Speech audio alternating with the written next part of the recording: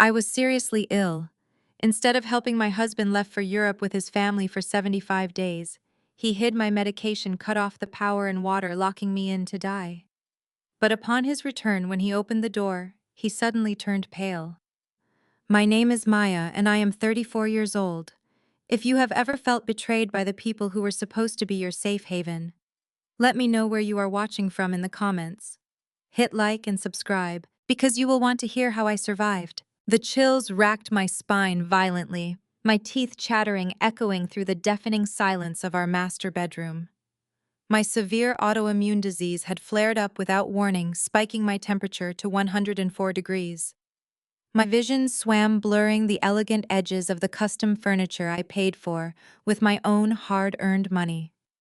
Through the hazy fog of my relentless fever, I watched my husband Marcus casually toss his duffel bag toward the hallway. He did not look like the man whose wife was writhing in agony on the mattress. Instead, he looked annoyed that my sickness delayed his extravagant departure. I tried to speak, to beg for a glass of water, but my throat was painfully dry, producing only a raspy sound. Marcus ignored my struggling breath. He calmly walked to my nightstand and picked up the amber bottle containing my specialized immunosuppressants. These specific pills were the only medical intervention that could stop my immune system from aggressively attacking its own vital organs. For a foolish second, I thought he was going to hand me a pill. Instead, he unscrewed the childproof cap, walked into our bathroom, and returned holding a massive bottle of industrial bleach. Without a single shift in his handsome, arrogant expression, he poured the toxic burning liquid directly into my medication bottle. The life-saving pills hissed and instantly dissolved into a useless, highly toxic sludge. He carelessly tossed the ruined plastic bottle into the nearest metal trash can. I stared at him, completely paralyzed by a heavy mixture of sheer physical weakness and profound psychological shock. "You are being unbelievably dramatic right now, Maya," he said, casually adjusting the heavy gold luxury watch on his wrist, a watch that I had specifically purchased for his birthday just 2 short months prior. "We have a first-class flight to Paris to catch this afternoon, and I am absolutely not letting your health episodes ruin my vacation." Before I could process the malice dripping from his careless words, heavy footsteps echoed in the hallway. Brad strolled into the room. Brad was my sister-in-law, Chloe's white husband, a lawyer who walked around our home with a sneer, acting like he owned the air we breathed. He held his smartphone high in the air, tapping the screen with a satisfied grin. As the legal representative of our homeowners association, Brad loved exploiting every loophole he could find, but this action was cruelty. I watched in horror as the digital thermostat on the far wall suddenly went pitch black. The hum of the central air conditioning died instantly. He had just remotely severed the main electrical breaker to the entire house. A second later, I heard the grinding of the main water valve shutting off. "I see you are resting comfortably," Brad mocked, leaning his frame against the bedroom doorframe. "You know, Maya, I have always found it fascinating how a little girl who bounced around the foster care system managed to build a multi-million-dollar data firm from scratch. It is such a cute little underdog story for the local media outlets. But you never really belonged in our elevated world, did you? My Ivy League education taught me that trash always finds its way back to the dirty gutter eventually. You sincerely thought your new tech industry money magically made you our intellectual equal, but you are truly just a convenient walking automated teller machine we decided to tolerate for a while. And now that the machine is entirely broken, we are cutting our losses." A sharp, dismissive laugh echoed from the shadowy corridor. My mother-in-law, Beatrice, stepped gracefully into clear view. She was proudly wearing the custom silk scarf I had personally imported from Italy for her last anniversary, looking down at my shaking body, as if I were a piece of rotting garbage stuck on her expensive designer shoe. "Sleep exceptionally well, daughter-in-law," she sneered, her voice dripping with pure, unadulterated venom. "This 75-day European trip will be a fantastic way for our family to properly grieve your tragic, unfortunate passing. The overwhelming stress of your constant illness has simply been way too hard on my poor, sweet Marcus. But do not worry your pretty little head about a single administrative thing. Brad has already meticulously drafted all the preliminary probate paperwork on your behalf. You can comfortably rest in peace knowing your assets are safe. Marcus silently grabbed his heavy duffel bag, callously stepping right over my discarded cotton slippers. He did not even bother to cast a single look back as he eagerly followed his mother and his arrogant brother-in-law right out the bedroom door. A breathless moment later, the heavy front smart door slammed shut with a sickening final thud. A loud, piercing electronic beep echoed ominously throughout the empty house, audibly confirming that the high-tech security system was fully engaged and the access codes had been completely changed. I collapsed onto the cold hardwood floor, desperately gasping for clean air as my lungs burned. But as the terrifying, suffocating darkness threatened to swallow my consciousness whole, my trembling, frantic fingers dragged across the floorboards and traced the baseboard right under my nightstand. They found the hidden microscopic seam I had secretly installed months ago. A concealed biometric safe quietly popped open, revealing a fully charged backup satellite phone and a military-grade emergency medical kit. I pulled the auto-injector from the sterile casing with hands that were shaking violently. The cold plastic felt heavy, but it was my only lifeline. I pressed the tip against my thigh and pushed the button, holding my breath as the high dose of emergency medication flooded my system. The relief was not instant. I lay there on the hardwood floor for hours, battling the raging fever in complete darkness. The silence of the house was suffocating. Every time I closed my eyes, I saw Marcus pouring bleach into my pills. 10 years of marriage, building a life together, supporting his failed business ventures, and he had looked at me with absolutely nothing but mild annoyance while he plotted my death. By morning, the fever finally broke. My clothes were soaked in sweat, and my muscles ached with a dull, throbbing pain, but I was alive.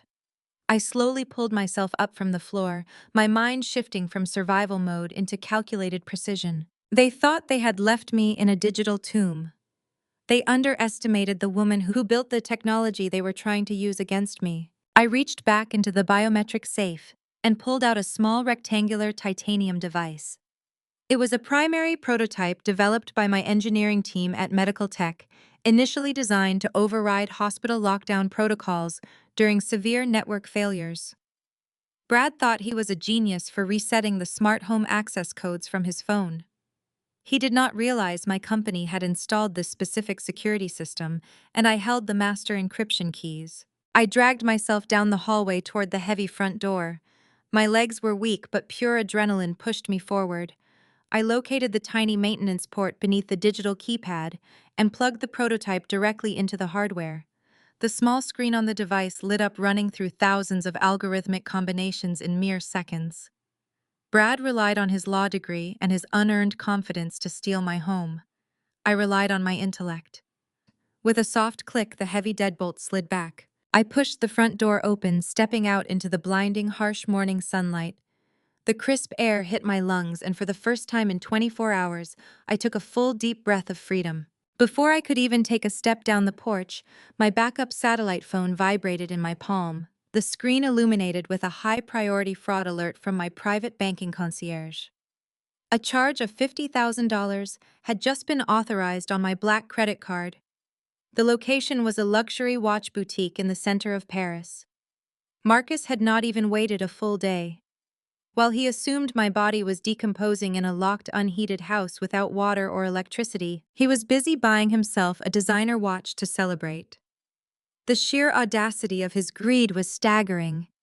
He was spending the money I earned through sleepless nights and relentless work parading around Europe with his arrogant family on my dime. My first instinct was to press the button to freeze the account instantly. But as I stared at the bright screen, a completely different strategy formed in my mind. Cutting off the money now would only alert them that I was alive. It would give them time to panic, time to hire defense lawyers, time to hide. I did not want them to hide.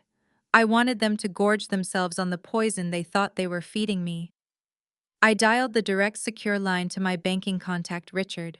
Richard, I need to execute a structural change to my primary credit lines. Immediately, I said, my voice steady and completely void of emotion.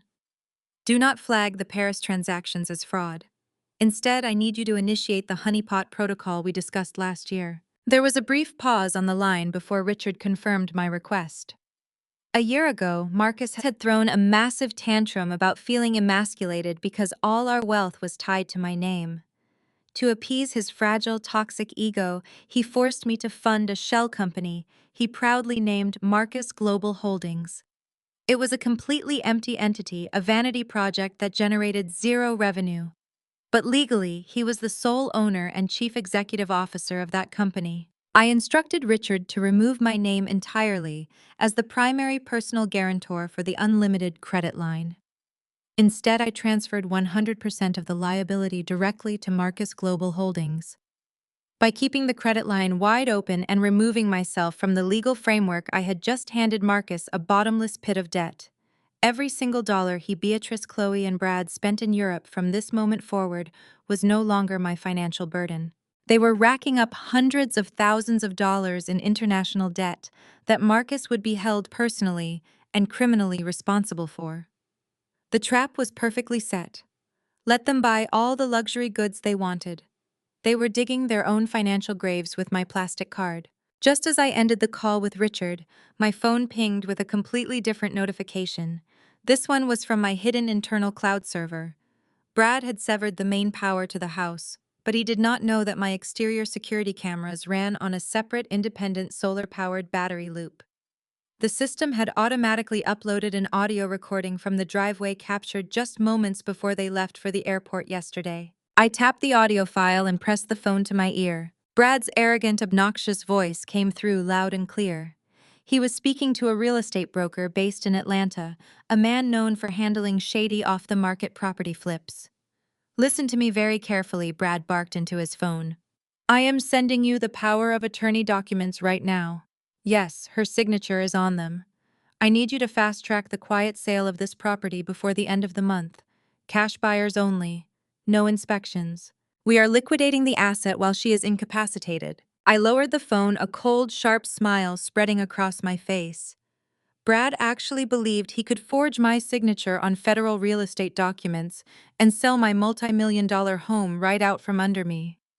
He was so blinded by his own prejudice and his misplaced sense of superiority that he thought I was just a naive, sick woman who would quietly disappear. I had no idea that my home security system had just secretly recorded his entire federal wire fraud confession directly to my secure cloud server. The game had officially changed. They wanted to play dirty. I was going to ruin their entire lives. I booked a private medical transport using a secure prepaid account, and within 2 hours, I was miles away from the digital tomb my husband had left me in. I checked into the Elysian Recovery Center, an exclusive, highly secure medical facility hidden deep in the wooded hills outside the city. I registered under the pseudonym Clara Vance, protecting my identity while receiving round-the-clock intravenous treatments to stabilize my immune system. The nurses asked no questions. In a place that charged $10,000 a week in cash, discretion was guaranteed. As the stabilizing fluids flowed into my veins, I sat propped up against the plush hospital pillows and opened my encrypted laptop. My body was still weak, but my mind was operating with lethal clarity. I needed to intercept Brad before he could successfully liquidate my home. Accessing the dark web through a heavily routed virtual private network, I adopted the digital persona of a high-net-worth anonymous foreign investor. I sent a direct, heavily encrypted message to the crooked Atlanta real estate broker Brad had contacted. I offered 20% above market value in untraceable cryptocurrency for a quiet, immediate closing on the exact address of my property. I knew how greedy middlemen operated. The broker took the bait, immediately replying within minutes that he had a motivated seller and could bypass standard inspections. I strung him along, demanding to see the power of attorney paperwork to verify the seller had legal authority. I was compiling a federal case and Brad was foolishly handing me the murder weapon. While waiting for the broker to upload the forged documents, my phone pinged with a notification from a burner social media account I used to monitor the family. Chloe, my chronically unemployed sister-in-law, had just posted a new story on Instagram. The location tag proudly displayed Monaco. In the high-definition video, Chloe was lounging on the deck of a chartered yacht, holding a glass of expensive champagne. But it was not the yacht or the champagne that made my blood boil. It was the jewelry sparkling on her wrist. She was wearing my custom-designed diamond tennis bracelet, the exact bracelet my late mentor had given me when I launched my first successful tech startup. Chloe had raided my personal safe before they left for the airport. The caption across her video read, "When the dead weight is finally gone, time to live the life we deserve." They honestly believed my wealth was their birthright. For years, Chloe had mocked my long working hours, claiming I did not know how to enjoy life, while she constantly asked her brother to quietly pay off her maxed-out credit cards. She despised me because my financial independence highlighted her complete lack of ambition. That stolen bracelet was the final nail in her coffin. Furious but cold and calculating, I logged into the master dashboard of our joint financial portfolio. Marcus thought he was clever by maintaining joint accounts, but he forgot that I wrote the underlying security architecture for our banking platform. In less than 10 minutes, I systematically liquidated every single mutual fund stock portfolio and high-yield savings account attached to our names. I bypassed the standard holding periods using my executive clearance and funneled exactly $4.2 million into an untraceable offshore blind trust. I left exactly $3.50 in Marcus' checking account, just enough for him to buy a cheap cup of coffee when reality finally crashed down on him. With the finances drained, it was time to address the arrogant lawyer who thought he could outsmart me. Brad had always flaunted his law degree, treating my family and my community with a thinly veiled condescension. He assumed because he came from old Connecticut money, and I came from the foster care system, that I was intellectually inferior. I was about to teach him a brutal lesson in federal law. I took the crystal-clear audio recording of Brad conspiring to commit real estate fraud and attached it to a comprehensive digital dossier. I included the forged power of attorney documents the broker had just foolishly emailed me. I did not bother sending this package to the local police. Brad frequently bragged about playing golf with local judges and police commissioners. I refused to let his local privilege bury my case. Instead, I securely routed the entire unredacted dossier directly to the Ethics Committee of the State Bar Association and the White Collar Crime Division of the Federal Bureau of Investigation. I flagged the transmission with high-priority cybersecurity markers, ensuring it bypassed the lower-level clerks and landed directly on the desks of senior federal agents. Wire fraud, identity theft, and conspiracy to commit real estate fraud across state lines were serious federal offenses. I had just handed the FBI a perfectly wrapped conviction. I leaned back against the hospital pillows, watching the upload progress bar hit 100%. The transmission was secure.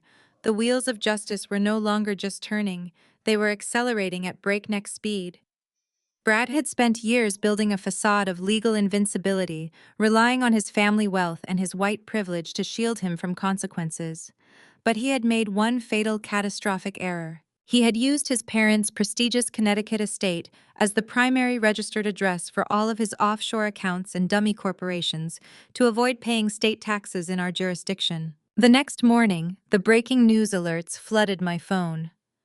Brad's wealthy, prejudiced parents, who had explicitly refused to attend my wedding because they deemed my background inappropriate for their family lineage, woke up to the deafening sound of federal agents battering down their custom oak front doors. A heavily armed FBI task force, accompanied by agents from the Internal Revenue Service, swarmed their massive estate. News helicopters circled overhead, broadcasting live footage as agents carried out dozens of boxes of financial records, seizing hard drives, and freezing the entire family trust. The news anchors reported that Brad's father, a retired judge, was seen screaming at the federal agents, demanding they respect his authority, while being firmly handcuffed and detained for questioning regarding the offshore accounts. The generational wealth they had so proudly weaponized to intimidate others was now the exact evidence being used to dismantle their entire lives. I sipped my herbal tea in the quiet safety of my hospital room, feeling my physical strength returning with every passing minute. They had tried to bury me in the dark, but they simply planted a seed that was now violently tearing apart their foundations. The financial implosion happened with breathtaking speed. By noon the following Tuesday, The Internal Revenue Service had executed a complete administrative freeze on every single domestic account tied to Brad and Chloe. Brad stood in the lobby of his elite country club, his face flushed an ugly shade of crimson as the concierge politely declined his platinum card for a minor dining charge. When he logged into his mobile banking app expecting a simple technical glitch, he was met with a bold red error code indicating a severe federal tax levy. Panic immediately set in, causing his hands to shake uncontrollably. Brad sprinted to the parking lot, dialing Marcus frantically. He called 5 times in a row, leaving increasingly desperate voicemails, demanding to know why the offshore holding companies were suddenly flagged by federal authorities and why his personal assets were completely locked down. Marcus did not answer a single one of those calls. Halfway across the world in the sun-drenched streets of Milan, Marcus was far too busy living out his delusions of grandeur. According to the financial tracking software I had covertly installed on his primary device, he was currently standing in a high-end exotic car dealership. He was using the honeypot credit line I had deliberately left open to purchase a custom Lamborghini outright. He swiped the card without a second thought, fully believing he was draining my life savings while I rotted away in our locked, unheated house. He handed the sales clerk the plastic card with his signature arrogant smirk, completely unaware that every European transaction was permanently shackling him to a mountain of inescapable personal debt. He was digging a financial grave so deep he would never see daylight again, and he was doing it with a smile. While Marcus played the wealthy tycoon in Italy, I was orchestrating a massive physical purge back home in Atlanta. I hired an aggressive elite foreclosure liquidation firm known for their ruthless efficiency. I handed the crew a comprehensive legal mandate authorizing the total clearance of the property. I wanted every single trace of that parasitic family eradicated from my space. Within 24 hours, a fleet of heavy-duty moving trucks descended upon the driveway. The marital home was stripped down to the bare studs. The liquidators worked with military precision, tearing through the house like a hurricane. They emptied Marcus' custom-built walk-in closet, seizing his entire collection of imported tailored suits and limited-edition sneakers. They cracked open the reinforced glass display cases, housing his prized luxury watch collection, boxing up every timepiece.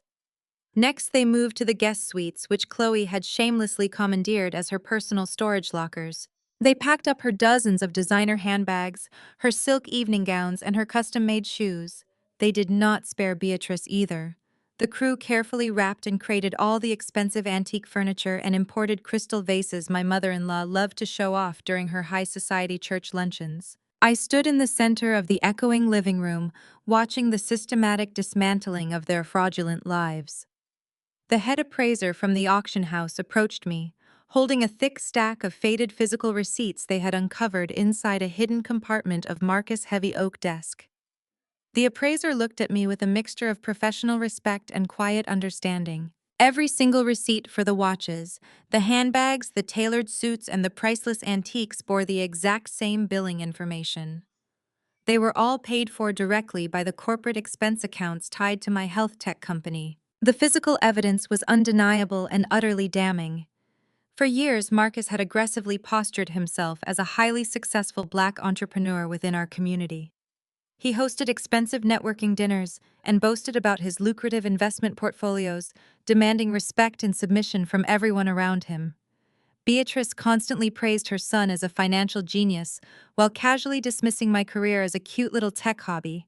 Brad frequently made snide remarks implying that Marcus was the only reason I had access to their elevated social circles. But the crumpled receipts laid bare the ugly, pathetic truth. Marcus was nothing but a glorified con artist playing dress-up with my hard-earned money. He had never built a single successful enterprise in his life.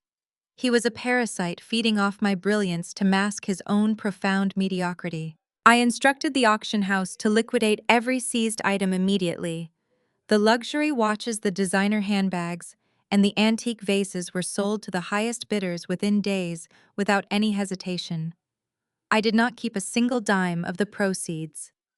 Instead, I transferred the entire generated sum directly to a heavily audited nonprofit organization dedicated to providing safe housing and legal resources for women escaping severe domestic abuse. I made sure the massive monetary donation was publicly registered under the name of Beatrice and Marcus, just to ensure the irony would eventually destroy their carefully curated public image. The house was now completely empty. The walls echoed with nothing but my footsteps. I had cleansed the space of their toxic, suffocating presence, leaving behind a pristine blank slate. The days bled into weeks as I continued to heal in the secure clinic, watching my strategic traps tighten around them from afar. I monitored their social media feeds, watching their European vacation slowly devolve from arrogant luxury into desperate confusion as the logistical realities of their frozen accounts began to manifest. But I remained silent, waiting for the final act of their cruel theatrical performance to play out. Then came day 74. I was sitting at a temporary desk reviewing a new medical algorithm when my satellite phone vibrated. The screen lit up, displaying a text message from Marcus. I stared at the words, reading the sickeningly fake concern he had typed out with his own treacherous fingers. "Baby, are you okay? I have been so incredibly worried about you since I lost my phone signal. I am flying back tomorrow to take care of you. I love you so much." I was lying through his teeth. He was flying back to confirm my death, to call the coroner, and to initiate the probate process Brad had eagerly drafted. He expected to walk into a quiet house and find my lifeless body on the master bed. He expected to walk away a wealthy, grieving widower, ready to inherit the empire I built. I picked up the phone. I did not block his number. I did not type out a furious, angry paragraph. I simply let a cold, calculating smile touch my lips as I typed a response that would seal his ultimate fate. "I cannot wait to see you." I hit send and locked the screen.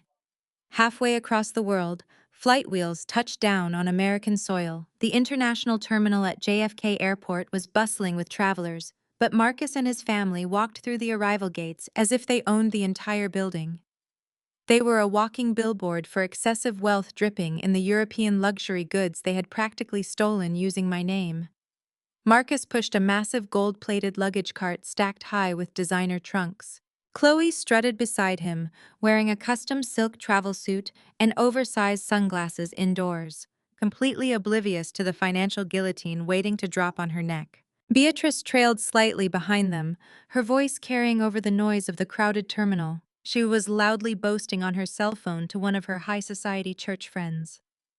"Yes, it is just a terrible tragedy," Beatrice projected, making sure everyone around her could hear the fake sorrow in her voice. "My poor daughter-in-law simply could not fight off her illness. But we are ensuring she has a spectacular send-off. I just retained a celebrity makeup artist from Paris to handle her mortuary cosmetics. It will cost a fortune, but Marcus insists she looks perfectly presentable for the open casket. We are hosting the reception at the estate, of course." She snapped her phone shut, adjusting the stolen Italian scarf around her neck with a satisfied smirk. They were entirely convinced they were returning to an empire. Marcus confidently guided the family toward the exclusive VIP black car transport desk near the exit. He demanded a luxury armored SUV to take them back to the estate, tossing his black credit card onto the sleek marble counter with an arrogant flick of his wrist. The attendant swiped the card. A sharp, loud rejection beep echoed from the terminal. The attendant frowned, tapping the screen, and swiped it a second time. "I am sorry, sir, but this card is declining," the attendant said, sliding the plastic back across the counter. Marcus scoffed, shaking his head, as if dealing with an incompetent child. "Run it again. I have no spending limit on that account. You must be doing it wrong." The attendant inserted the card into the chip reader, turning the monitor so Marcus could see the digital display. A glaring red error message blinked on the screen. "Error. Transaction denied. Debt exceeds $1.2 million. Account suspended." Marcus froze. The color instantly drained from his face as he stared at the seven-figure debt attached to his personal name. He frantically patted his tailored pockets, pulling out a secondary bank card tied to his supposed holding company. Denied. He tried another. Denied. Brad sighed loudly, rolling his eyes as he stepped forward to push Marcus aside. "This is exactly why I handle the important logistics," Brad muttered, pulling out his heavy corporate law firm card. You always manage to mess up the simplest administrative tasks, Marcus. Let a real professional handle this. Brad handed his card to the attendant with a smug, self-satisfied grin. The attendant swiped it. A loud, continuous alarm tone erupted from the card reader. The screen flashed a bright, flashing yellow code. "Sir," the attendant said, her voice dropping to a cautious whisper. "This card has been flagged with a federal seizure code. I am legally required to confiscate this plastic immediately." Before Brad could even protest, the attendant grabbed a pair of scissors and cut his prestigious corporate card squarely in half. Brad's jaw dropped. His face turned a dangerous shade of crimson. He began shouting at the attendant, demanding to speak to airport management, threatening massive lawsuits, and screaming about his Ivy League credentials. Security officers immediately began walking toward the desk, realizing they had zero access to funds and were moments away from being detained. Marcus grabbed Brad's arm and practically dragged him out of the terminal. Chloe and Beatrice stumbled after them, struggling to push the heavy luggage carts without the help of the airport porters they could no longer afford to tip. Standing on the cold, rainy curb outside JFK, the stark reality of their situation crashed down on them. They had no cash, their accounts were frozen, the VIP cars ignored them. The only option left was the public transit bus idling at the far end of the terminal. "I am not getting on a public bus," Chloe shrieked, looking at the vehicle with absolute disgust. "I am wearing a $5,000 silk outfit." "You do not have a choice!" Brad snapped, his previously polished demeanor completely shattering. "Grab a bag and start walking." The humiliation was absolute.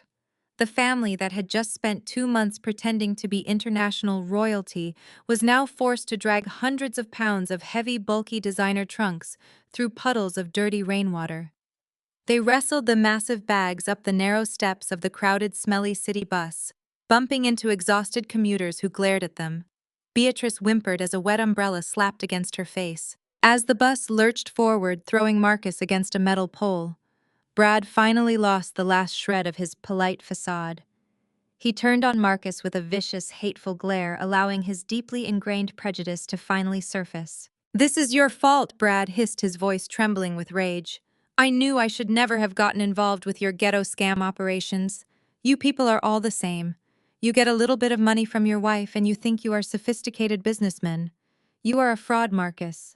You dragged me into your pathetic low-class mess, and the second I get home, I am separating my assets from this entire garbage family." Marcus lunged forward, but the crowded bus made it impossible to swing a fist. The family unit was actively tearing itself apart, cannibalizing each other before they had even reached the front door. The rest of the miserable journey was spent in suffocating toxic silence. Hours later, exhausted, soaked, and smelling of city exhaust, they finally dragged their luggage up the long, winding driveway of the marital estate. The grand exterior of the house looked exactly the same, tall, imposing, and silent. Marcus dropped his heavy bags on the porch, letting out a long, exhausted breath. "At least we are home," Marcus muttered, trying to salvage some shred of his broken authority. He stepped up to the front door, placed his thumb on the biometric security scanner, and waited for the familiar click of the locks disengaging. Instead, the smart home panel lit up with a blinding, flashing red light. A loud mechanized siren began blaring from the exterior speakers, piercing the quiet suburban neighborhood. A digital voice projected from the security system, echoing across the porch. "Intruder detected. Access denied. Authorities have been dispatched." Marcus stumbled backward in pure shock. He stared at the glowing red panel, his mind completely unable to process the technological rejection. The house he thought he owned had just locked him out, and the distant approaching wail of police sirens was already echoing through the cold night air. Marcus slammed his heavy designer boot against the thick mahogany door. Panic and fury twisted his face as the police sirens grew louder down the street. He kicked it again, the expensive wood splintering around the reinforced deadbolt, until the frame finally gave way with a deafening crack. He barged into the foyer, ready to scream at whatever security malfunction had locked him out of his own house. Beatrice, Chloe, and Brad crowded in right behind him, their faces pale from the freezing rain and the sheer humiliation of their public transit ride. They stumbled to a halt. The massive multi-million-dollar mansion was entirely stripped. Not a single velvet sofa, Not a single crystal chandelier, not a single imported rug remained. The grand living room was a cavernous, echoing, empty shell. There was no smell of decay. There was no tragic corpse waiting to be discovered. Sitting dead center in the massive vacant living room was a single metal folding chair. I was sitting on it, my legs elegantly crossed, wearing a pristine white tailored suit that screamed absolute control. I held a delicate porcelain cup, calmly taking a slow sip of hot espresso. Standing in a formidable line directly behind me were four individuals who represented the absolute destruction of Marcus and his family. My lead corporate attorney holding a thick leather briefcase, a senior FBI agent wearing a tactical windbreaker, and two armed uniformed city police officers with their hands resting casually on their utility belts. Marcus stared at me, his eyes bulging out of his head. He looked at the empty room, then at the police, and finally at my perfectly healthy, glowing face. His survival instincts kicked in, overriding his shock. He instantly morphed into the character he had played for 10 years. Tears miraculously welled up in his eyes. He let out a loud, dramatic sob and threw his hands over his mouth. Maya, he cried out, his voice cracking with manufactured, overwhelming relief. Oh my God, baby, you are alive. I was so terrified. I flew back as fast as I could. I thought I had lost you forever. He lunged forward, opening his arms to pull me into a tight, desperate embrace. Both police officers stepped forward, simultaneously stepping between us and raising their hands. Marcus slammed to a halt, his fake tears drying up instantly as he looked at their stern, uncompromising faces. I did not flinch. I did not raise my voice. I simply placed my espresso cup on the floor, picked up the sleek tablet resting on my lap, and tapped a single button. A hidden high-definition projector hummed to life from the ceiling above me, casting a massive, glowing 10-foot video onto the bare white drywall directly behind my chair. The crisp 4K resolution video illuminated the dark, empty room. It was the hidden camera footage from our master bedroom exactly 74 days ago. The audio pumped through a portable speaker I had placed on the floor, echoing off the bare walls with crystal clarity. Every single person in the room watched Marcus carelessly toss his luggage.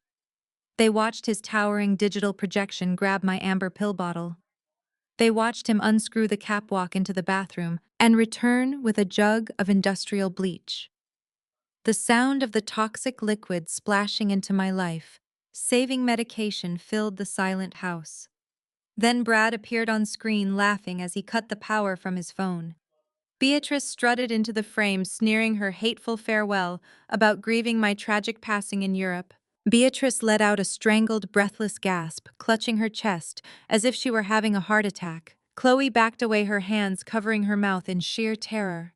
Marcus stood completely paralyzed, his jaw hanging open, his eyes darting frantically, looking for any possible exit, any possible lie that could explain away the high-definition visual evidence of his premeditated attempted murder. But there was nowhere to run. The evidence was absolute, objective, and legally devastating. "You poured bleach into my autoimmune medication," I said, my voice cutting through the heavy air like a razor blade. "You disconnected my power, shut off my water, and locked me in a house to die so you could inherit my company and spend my money on a European vacation. Did you really think a woman smart enough to build a global tech firm would not install a localized, encrypted security backup system in her own bedroom? You wanted to play the grieving widower, Marcus, but all you really did was hand me the exact evidence I needed to erase your entire existence." Brad, standing near the back of the group, suddenly realized the sheer magnitude of the situation. This was not a domestic dispute. This was a highly coordinated federal takedown. He had committed wire fraud, identity theft, and conspiracy to commit real estate fraud, all while mocking my intelligence. He slowly took a step backward, his eyes darting toward the kitchen patio doors. He turned and made a sudden, desperate sprint toward the backyard. The FBI agent moved with terrifying speed, intercepting Brad before he even reached the kitchen threshold. The agent drew his federal-issue weapon, pointing it directly at Brad's chest. "Bradford Miller," the agent barked, his voice echoing loudly through the empty house. "You are under arrest for federal wire fraud, identity theft, and conspiracy to commit real estate fraud. Put your hands on your head and get on your knees right now." Brad froze his entire facade of wealthy Ivy League superiority, instantly shattering into a million pathetic pieces. Cornered, terrified, and facing decades in federal prison, his deep-seated prejudice and cowardice exploded to the surface. He pointed a shaking accusatory finger directly at his wife Chloe and her family, screaming at the top of his lungs. "I did not do anything. These ghetto scammers set me up." The heavy steel doors of the federal holding facility slammed shut with a satisfying metallic clang. The arrogant unity Mayan laws displayed at the airport was completely gone, replaced by the desperate clawing instinct of rats trapped on a sinking ship. The federal agents immediately separated them into different interrogation rooms, knowing perfectly well that putting maximum pressure on fractured loyalties always yielded the fastest confessions. As I walked down the sterile corridor, I could hear Brad screaming from room 3, demanding to speak to his father and threatening to sue the entire police department for violating his civil rights. I ignored his pathetic tantrum and stepped into the observation deck of room 4. Through the reinforced one-way mirror, I watched my mother-in-law, Beatrice, put on the performance of a lifetime. The exact same woman who had coldly wished me a tragic passing while standing over my feverish body was now weeping hysterically, clutching a crumpled paper tissue to her chest. She wailed to the stony-faced federal agents that she was just a helpless, ignorant old woman who had been dragged across the ocean against her will. She swore she had absolutely no idea what her son was planning with my medication. She claimed Marcus had entirely manipulated her, forcing her to go along with the trip under the guise of a simple family vacation. She sold her own flesh and blood down the river without a single second of hesitation, desperately hoping her advanced age and fake tears would spare her from a federal indictment. I turned away from the glass, feeling nothing but profound disgust. My lead corporate attorney gave me a slight affirmative nod. The lead FBI agent had already cleared my special request to confront my husband. I pushed open the heavy door to interrogation room 2 and stepped inside. Marcus was sitting hunched over the cold metal table, his hands tightly cuffed to the security ring bolted to the floor. The moment the heavy door clicked shut behind me, he scrambled out of his chair. He fell hard to his knees, the thick metal chain of his handcuffs rattling loudly against the steel table leg. The custom-tailored suit he bought with my stolen money was wrinkled and stained with nervous sweat. "Maya," he sobbed, his voice cracking with pathetic raw desperation. "Maya, please. You have to listen to me. I was not in my right mind. The immense pressure of being married to you, it just broke me completely. You were always so overwhelmingly successful, so brilliant, so far ahead of me in every single aspect of life. I felt like I was suffocating in your massive shadow. I just wanted to feel like a real man for once. I wanted to be the provider, the boss, the one people respected. I never actually wanted you to die. I swear to God, I just wanted you out of the way for a little while, so I could finally breathe and figure out my own businesses." I stood perfectly still, looking down at the pathetic, groveling creature I called my husband for a decade.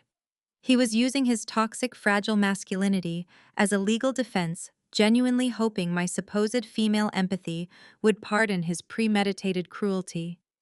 He expected me to scream, to cry, to demand to know why my love and financial support were not enough for him. I did not raise my voice. I did not shed a single tear. I simply walked over to the metal table and slid a thick manila folder across the cold steel surface. "Open it," I commanded, my voice flat, cold, and absolute. Marcus wiped his snot-nosed face and reached for the folder with trembling, cuffed hands. He flipped the heavy cover open. The top document was a certified financial statement from the International Banking Consortium.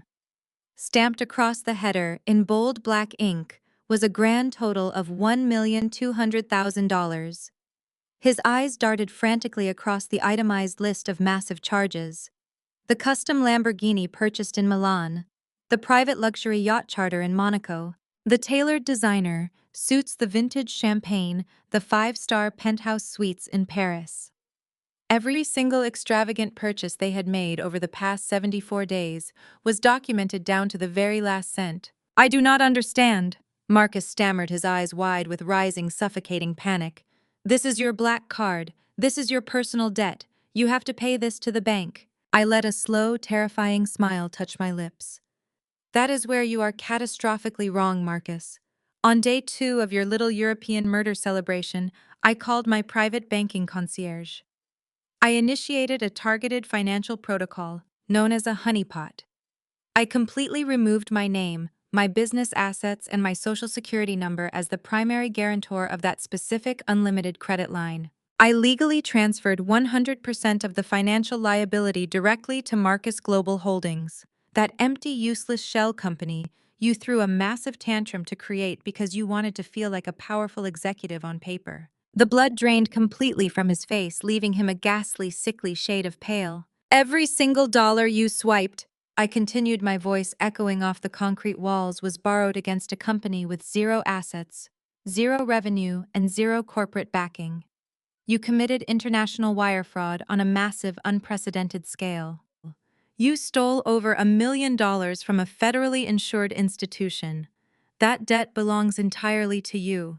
You are not just facing an attempted murder charge for pouring bleach into my medication. You are facing 20 years in federal prison for grand larceny and corporate fraud. And because the debt is directly tied to your fraudulent business practices, filing for bankruptcy will not save you from the criminal restitution. Marcus began to hyperventilate. He clutched his chest, gasping for air, as the crushing reality of his financial and legal obliteration finally settled over him. He had dug his own grave with his boundless greed, and I had simply handed him the shovel. Before he could formulate another pathetic excuse, the heavy steel door swung open again. A sharp-dressed, high-powered defense attorney strode into the interrogation room. This was the expensive legal shark Beatrice frantically called, using her one allotted phone call, a man famous for getting wealthy corporate executives out of federal charges. The lawyer briskly opened his leather briefcase, ready to aggressively shut down the interrogation and protect his new high-profile clients. "Do not say another word to my client," the lawyer snapped, glaring at me and the federal agent standing by the door. "We are asserting our right to remain silent, and we will be discussing bail immediately." The FBI agent smirked, handing the arrogant lawyer a sealed digital tablet. "You might want to meticulously check your client's asset portfolio before you start drafting your expensive retainer agreement, counselor." The lawyer snatched the tablet, his eyes rapidly scanning the digital federal asset freeze report. I watched his confident, aggressive demeanor evaporate in less than 10 seconds. He swiped through the official pages, seeing the zeroed-out bank accounts, the seized real estate, the massive negative balances, and the complete lack of any liquid collateral. He looked at Marcus, who was still weeping uncontrollably on the floor, and then looked at the massive debt statement resting on the table. The lawyer snapped his briefcase shut with a sharp, echoing click. He turned on his heel, looking at Marcus with utter professional disgust. "I require a minimum retainer of $200,000 in liquid cash to take on a federal wire fraud case of this magnitude," the lawyer stated coldly. "You have absolutely nothing. Do not ever call my office again." With that, the lawyer walked right out the door, leaving Marcus screaming and begging. The heavy steel door clicked shut as the expensive defense lawyer abandoned Marcus to his fate. I walked out of the interrogation room, leaving his pathetic screams echoing against the cold concrete walls. Before I could even reach the exit of the federal detention center, the lead agent intercepted me with a smirk playing on his face. "Your sister-in-law is practically clawing at the glass in room 3, the agent stated. "She is loudly demanding a private audience with you. She claims she has a highly valuable federal asset to trade for her immediate release." I turned around and walked straight into the third interrogation room. Chloe looked absolutely terrible. Her custom silk travel suit, which she had flaunted so proudly at the airport just hours ago, was now wrinkled and deeply stained with nervous sweat. The expensive blowout she received in Paris was a tangled, greasy mess clinging to her face. The moment I sat down across from her, she slammed her handcuffed hands onto the metal table. "Maya, you have to get me out of this place," Chloe begged, shedding every remaining ounce of her fake socialite pride. "I am simply not built for federal prison. I cannot survive in a tiny cell, and I absolutely refuse to wear a cheap orange jumpsuit. I will give you everything you need to destroy Brad permanently if you just post my bail right now." I leaned back in my chair, keeping my expression perfectly neutral. What could you possibly offer me that the federal government does not already have? I asked. Chloe leaned forward, her voice dropping to a desperate, frantic whisper. A hidden physical ledger. Brad is not just a racist, arrogant jerk. He is a massive thief. He has been systematically embezzling millions of dollars from his wealthy white clients in Connecticut for over 5 years to fund his extravagant lifestyle. He keeps a handwritten record of every stolen dollar and every offshore transfer in a secure safety deposit box under my maiden name. I secretly copied the access key and memorized the account numbers as my personal insurance policy. Get me out of here and I will hand the key directly to the federal agents. I signaled the federal agent standing quietly in the corner of the room to record the location and box number. Once the agent confirmed through his earpiece that the deposit box details were legitimate and actionable, I leaned forward, resting my hands on the cold steel table. Thank you for the ledger, Chloe, I said smoothly. It will make an absolutely fantastic addition to the federal indictment against your husband. But I am absolutely not paying a single cent of your bail. Chloe stared at me, her eyes widening in pure, unadulterated panic. You promised, she shrieked, her voice cracking as the reality of her situation crashed down on her. You have to pay it. You have millions. I never promised you a single thing, I replied calmly. I reached into my designer blazer, pulled out my smartphone, and opened the saved screenshot of her recent Instagram story. I turned the bright screen toward her face. When the dead weight is finally gone, time to live the life we deserve. That is exactly what you typed while wearing my custom diamond tennis bracelet on a luxury yacht in Monaco. You happily celebrated my agonizing death while drinking expensive champagne on my dime. Did you genuinely think I would just hand over $100,000 in cash to let you walk out of here a free woman? Chloe went completely hysterical. She thrashed violently against the table, kicking the metal legs and crying uncontrollably. It is not fair, she screamed, her face turning an ugly shade of purple. Mom always fixed it. Every single time Marcus and I maxed out our credit cards or crashed our expensive cars, Mom just logged into your personal banking accounts and transferred the money to save us. She told us you were way too busy working in your lab to even notice the missing cash. You were supposed to be our permanent safety net. We deserve that money just as much as you do. I sat perfectly still, absorbing the sheer magnitude of her confession. Beatrice had been quietly stealing my money for years to cover the relentless failures of her parasitic children. They truly viewed me as nothing more than a mindless, automated banking machine built solely to fund their pathetic existence. Their sense of entitlement was a sickness. Your mother cannot log into my accounts to save you anymore, Chloe, I said coldly, standing up from the table and smoothing the fabric of my suit. Enjoy the federal holding cell. I hear the fluorescent lighting does absolutely nothing to flatter your complexion. I walked out of the room, leaving her sobbing violently into her ruined designer sleeves. Meanwhile, in the holding and processing area on the lower level, Marcus was desperately playing his last remaining card. The arresting officer had granted him one final supervised phone call before officially transferring him to the county lockup. Marcus dialed an automated offshore server line. He had been quietly skimming money from my tech firm for 2 years, converting the stolen cash into untraceable cryptocurrency and hiding it in a heavily encrypted digital wallet. He planned to use these secret funds to hire a shady underground defense attorney who accepted payment exclusively in Bitcoin. He punched in his complex 16-digit alphanumeric passphrase with shaking, sweaty fingers. He pressed the plastic receiver hard against his ear, listening to the automated voice system load his account profile. He grinned widely, anticipating the safety of $2.5 million in secure digital assets. With that kind of money, he could buy his way out of this nightmare. But the automated voice did not read out his massive life-saving balance. Instead, a familiar robotic tone echoed through the receiver. Account balance is 0. All funds have been legally seized and liquidated by the primary system architect. Marcus dropped the phone. The heavy plastic receiver dangled by its metal cord, swinging back and forth against the concrete wall. He suddenly remembered a fatal, catastrophic detail he had completely ignored in his arrogant planning. My medical tech firm originally built and patented the complex encryption software his offshore crypto wallet relied on. I held the master override keys to the entire blockchain network he used. I had tracked his theft months ago and legally seized every single digital coin he stole to cover the exact value of the luxury items they bought in Europe.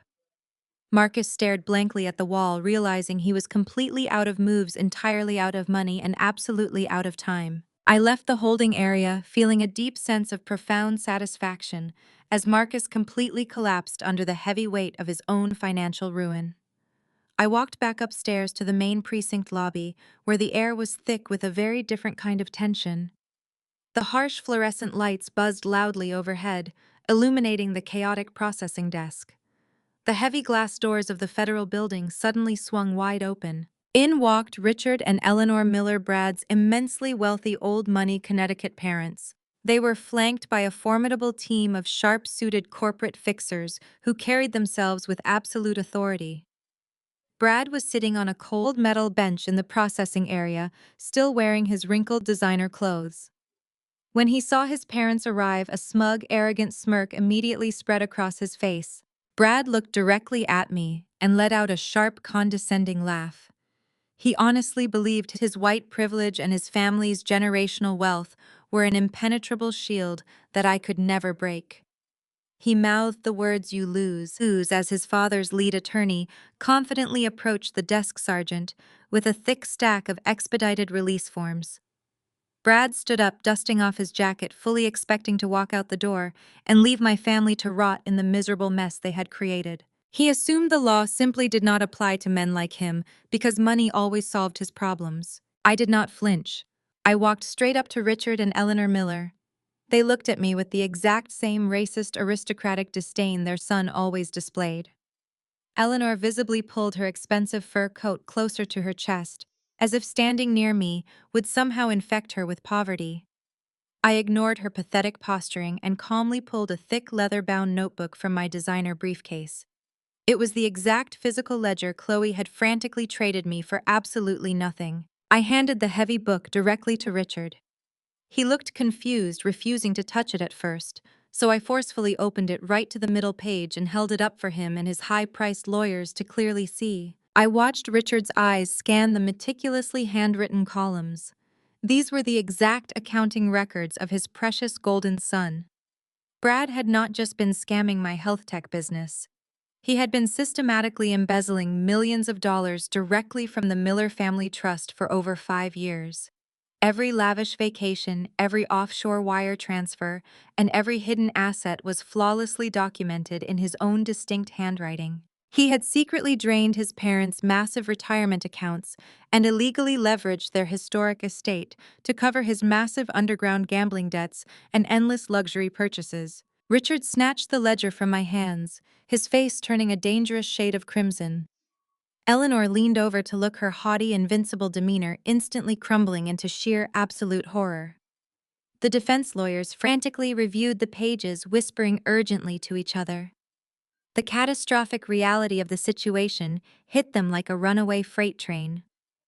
The massive IRS raid on their Connecticut estate this morning was not a foolish mistake caused by my petty family drama. It was the direct, undeniable result of their own son stealing from them and using their home as a criminal shield for his extensive money laundering operations. Brad strutted over to the group, completely oblivious to the bomb that had just detonated.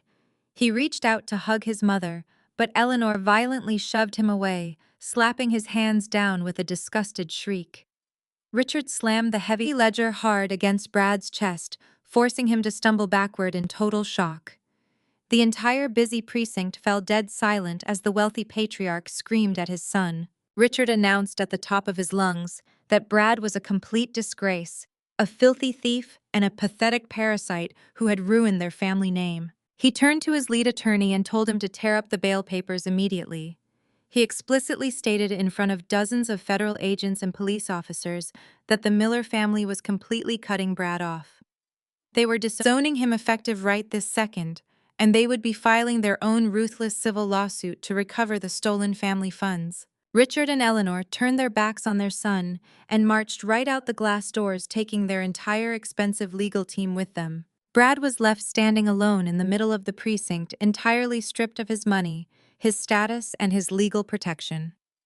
His smug, confident smile vanished instantly, replaced by an ugly, twisted expression of pure, unhinged malice. He looked around the room and realized I was the one who had orchestrated this complete systematic dismantling of his perfect life. I had used his own wife's desperate betrayal to strip away his ultimate safety net. Cornered, humiliated, and stripped of his privilege, Brad lost whatever tiny shred of sanity he had left. His face contorted in a violent, blistering rage. He lunged directly at me, his hands forming into tight fists as he screamed a barrage of vile racist slurs, blaming me for ruining his entire prestigious life. But he never even made it within 3 feet of me. My private security detail, who had been standing quietly in the shadows the entire time, stepped forward with terrifying lightning speed. The lead guard grabbed Brad by the throat, shifting his entire body weight forward, and slammed him face first into the hard concrete floor with a sickening, bone-rattling thud. A federal agent immediately drew his weapon, screaming for Brad to stay down. The agent clamped a fresh pair of heavy steel handcuffs onto Brad's wrists, yanking his arms painfully behind his back. The desk sergeant stood up and coldly informed Brad that he had just assaulted a federal witness inside a government facility. His white-collar fraud case had instantly been upgraded to a violent federal felony, ensuring he would not see the outside of a prison cell for a very long time. As the federal agents dragged a screaming Brad out of the precinct lobby, Beatrice realized her wealthy white knight had completely fallen. Her eyes darted wildly around the room, taking in the cold reality that she was the only one left standing without handcuffs. Knowing the agents were coming for her next, she clutched her chest, letting out a loud, theatrical gasp. She collapsed onto the waiting room floor, hyperventilating and crying out that her heart was failing. The desk sergeant, unwilling to risk an in-custody death, immediately called for paramedics. Beatrice was strapped to a stretcher and rushed to the nearest emergency room, successfully dodging her immediate arrest and booking. She spent the next 48 hours in a private hospital room, feigning severe chest pains, while desperately plotting her next move. The moment the attending physician finally discharged her with a clean bill of health, Beatrice did not go back to the police station. She hailed a cab and headed straight for the one place she believed she still held absolute untouchable power. Greater Hope Fellowship was one of the most prominent, affluent African American churches in Atlanta. For 20 years, Beatrice had sat in the front pew wearing custom hats, directing the women's ministry and controlling the social hierarchy of the congregation. She knew that if she could control the narrative there, she could rally the community against me. It was Sunday morning, and the sanctuary was packed with over 1,000 congregants. Beatrice marched right up to the pulpit during the testimony portion of the service.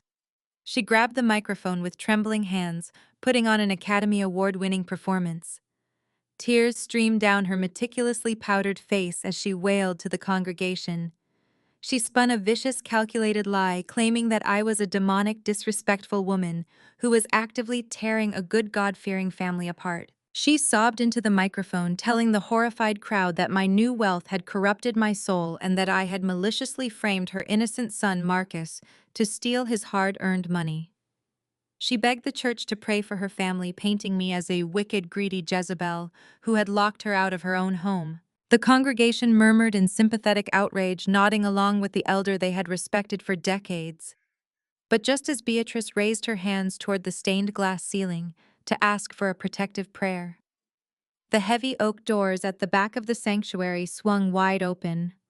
The bright morning sunlight spilled into the center aisle.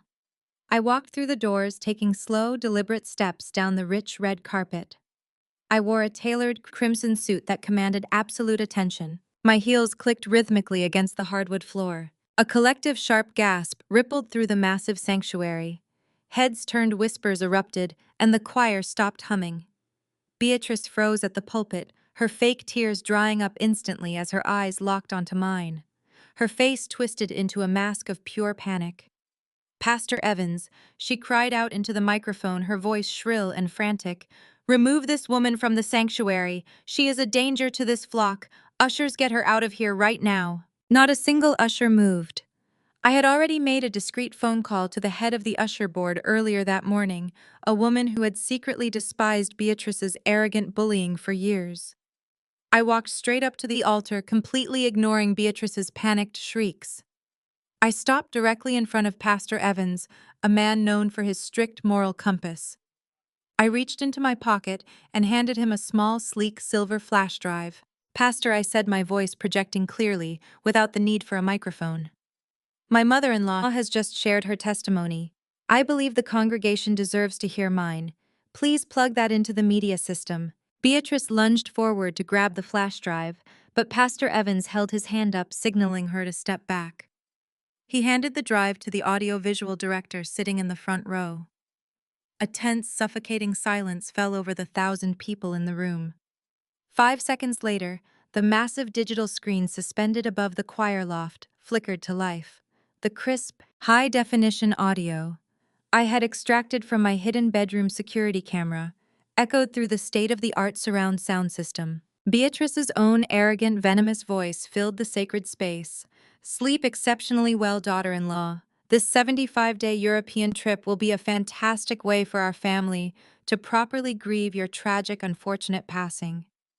The overwhelming stress of your constant illness has simply been way too hard on my poor sweet Marcus." The recording captured her cold, cruel laughter as she walked away, leaving me to die. The sanctuary erupted. Several older women in the front row cried out in sheer horror. Men shook their heads in absolute disgust. The righteous, loving facade Beatrice had spent 2 decades carefully building shattered into a million irreparable pieces in front of her entire world. She stood frozen at the pulpit, her mouth opening and closing silently, as the congregation she tried to manipulate stared at her with unadulterated revulsion. I stepped up to the microphone, gently taking it from her trembling hand. "Beatrice wanted you to believe that wealth corrupted my soul," I announced, my voice echoing across the cavernous room. "She wanted you to believe I destroyed her family out of greed. But while she was actively stealing from my bank accounts to fund a luxury European vacation while I was fighting for my life, I was securing my legacy." I pulled a certified stamped banking document from my crimson blazer and handed it to Pastor Evans. He adjusted his glasses, reading the bold print, his eyes widening in pure shock. "This church has been burdened by a $500,000 mortgage for the past 12 years. I continued, looking out at the stunned crowd. "As of yesterday afternoon, that debt no longer exists. I have paid off the remaining balance of this building in full. This sanctuary belongs entirely to the community now." The congregation erupted into a deafening roar of cheers, applause, and shouts of gratitude. People were jumping to their feet, raising their hands, weeping with relief. The massive financial weight that had held their community back was completely gone. I had not just defeated Beatrice. I had structurally replaced her as the most powerful, respected figure in that room. Pastor Evans turned to Beatrice. His face was a mask of righteous fury and profound disappointment. "You have brought deceit, malice, and attempted murder into the house of the Lord," he said, his voice booming with authority. "You have used this pulpit to bear false witness against a woman who just blessed this entire congregation. Beatrice, you are no longer welcome in this sanctuary. Leave this building immediately and do not ever return." Beatrice looked around wildly, begging the women in the front row for help. The entire usher board turned their backs to her. The choir members looked away. The community she had ruled with an iron fist completely rejected her. 2 burly security guards stepped onto the altar, grabbing her firmly by the arms. They marched the wailing, hysterical woman down the center aisle past the cheering congregation and pushed her out the heavy oak doors. Beatrice stumbled out into the blinding sunlight. Her expensive custom hat fell into the dirt. She collapsed onto the hard concrete steps of the church, her chest heaving with real agonizing sobs this time. She had no money, no home, no family left to manipulate, and now absolutely no community to hide behind. She sat alone on the cold pavement, completely stripped of every single thing that gave her power, with nowhere left to turn. While Beatrice sat weeping on the church steps, completely stripped of her community power, the wheels of federal justice were already crushing her son. The pre-trial evidentiary hearing convened early Monday morning. Marcus sat at the defense table wearing a cheap and ill-fitting suit provided by the county. His expensive, high-powered attorney had long since abandoned him, leaving him with a visibly exhausted public defender who was desperately grasping at straws. I sat directly behind the prosecutors, my posture flawless, my expression utterly unreadable. "Your Honor," the public defender stammered, shuffling a stack of disorganized papers. The defense argues that pouring the bleach was a terrible, tragic lapse in judgment. It was meant to be a dark prank, a tasteless practical joke intended for a social media video to scare my client's wife. There was absolutely no premeditated intent to murder Maya. He assumed she would smell the bleach and simply demand a new prescription. Furthermore, the defense claims that shutting off the water and electricity was a separate action undertaken solely by his brother-in-law. Brad and Marcus had no knowledge that she would be trapped inside without resources. I let out a soft, razor-sharp scoff that echoed in the quiet courtroom. A prank. He left me locked in a house without electricity, water, or a working phone, but his defense was framing it as a poorly executed internet joke. The prosecutor immediately stood to object to this absurd narrative, but before he could utter a single word, the heavy double doors at the back of the courtroom swung violently open. The loud clack of designer stiletto heels striking the polished marble floor caused every head in the room to turn. A strikingly glamorous European woman marched down the center aisle. She wore a tailored crimson trench coat, oversized sunglasses, and an expression of pure, unadulterated fury. This was Amélie, the Parisian mistress Marcus had been parading around Italy and France. Marcus went completely rigid. The color drained from his face so fast he looked like a corpse. He shrank down into his wooden chair, desperately trying to make himself invisible. "I demand to speak to the prosecutor right now," Amélie shouted, pulling off her sunglasses and pointing a manicured finger directly at Marcus. Her thick French accent dripped with absolute venom. "This pathetic lying rat told me he was a tech billionaire. Do you have any idea what happened to me yesterday?" The judge slammed his gavel demanding order, but Amélie ignored him completely. She marched straight up to the wooden railing separating the gallery from the court. "I was driving through the center of Milan," she yelled, her voice echoing off the high ceilings. "The Italian financial police surrounded the custom Lamborghini he bought me. They dragged me out of the driver's seat in front of hundreds of people. They told me the car was purchased with stolen federal funds and seized it on the spot. I had to walk 3 miles back to my hotel in heels, only to find out my penthouse suite had been canceled for credit card fraud. I was thrown out onto the street with nothing. I pressed my hands together, resting them on my lap to hide my deep satisfaction. The honeypot trap had worked flawlessly. The cascading financial ruin had crossed international borders and hit his mistress right in the middle of her glamorous fantasy. The public defender scrambled to his feet, objecting wildly, claiming this woman had no relevance to the attempted murder charges. But the prosecutor, sensing a golden opportunity, immediately approached the bench and requested permission to call her as a hostile witness for the prosecution. The judge, clearly intrigued by the sudden chaotic disruption, granted the request. Amélie took the witness stand, her eyes burning holes into Marcus. She did not care about his freedom. She only cared about the supreme humiliation of having her luxury sports car repossessed in public. She reached into her designer handbag, pulled out a sleek smartphone, and handed it directly to the prosecutor. "You want to know if it was a prank?" Amélie sneered, glaring at the defense table. "Read the text messages he sent me on the exact day he flew to Paris. Read them out loud to the judge." The prosecutor connected her phone to the court's evidence display system. Massive, undeniable screenshots of Marcus' encrypted private chats flashed onto the large monitors for the entire courtroom to see. The timestamp was the exact morning he poured bleach into my medication. The prosecutor cleared his throat and read Marcus' words into the official court record. "The deed is done. I took care of the medicine. She will not last 48 hours without it. My sister's husband locked the house down. By the time we get back, I will be a grieving widower.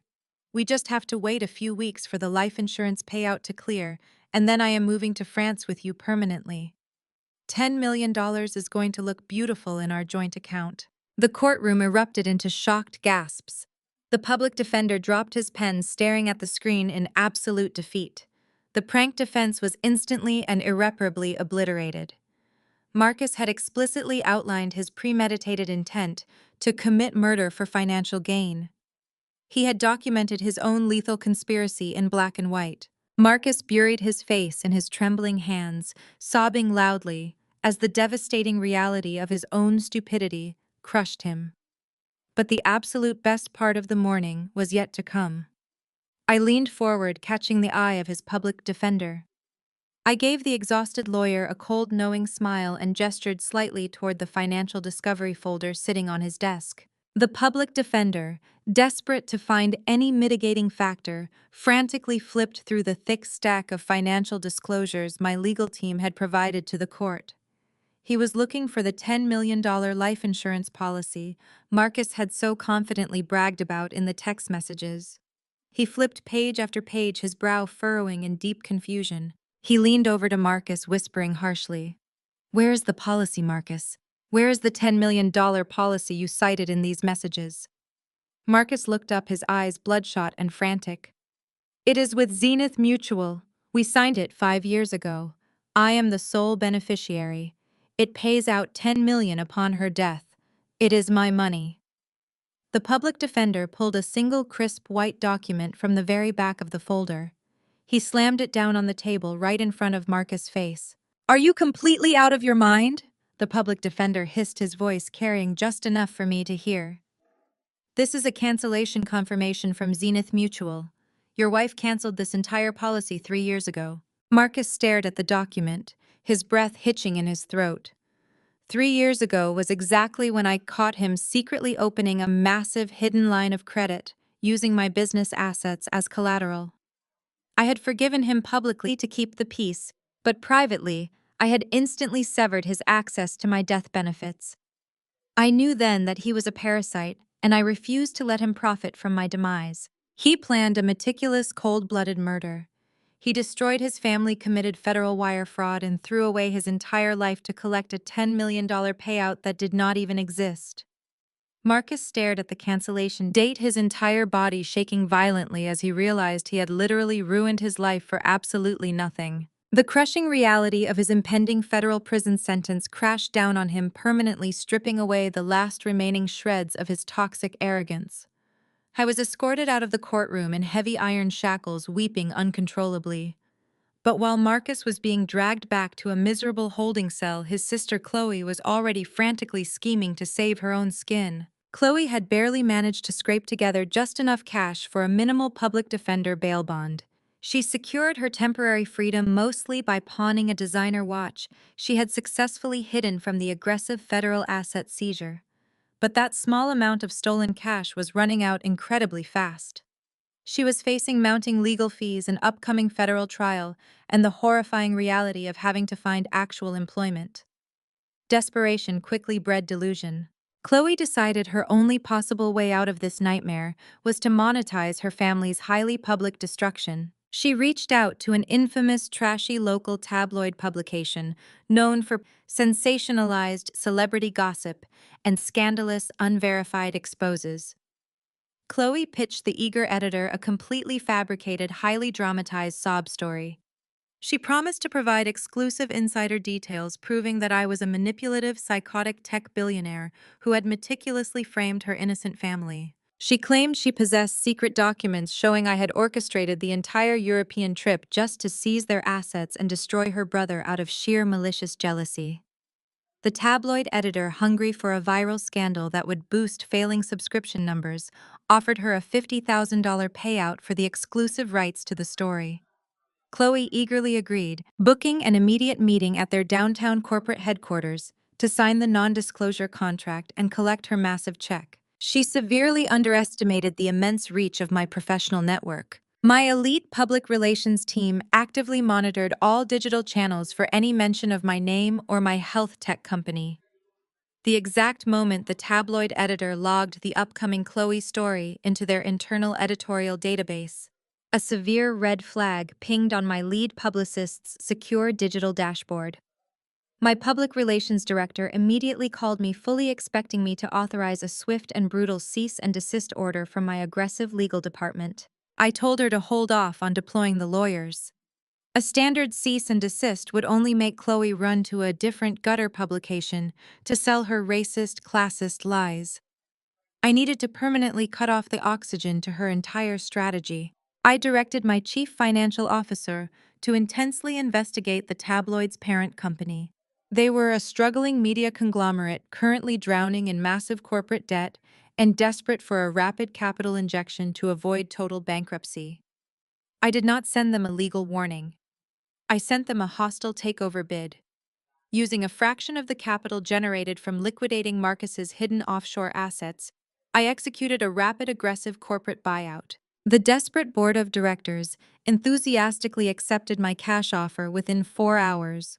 By the time the sun set that evening, I legally owned the entire publication. The next morning, Chloe arrived at the tabloid's sleek downtown headquarters.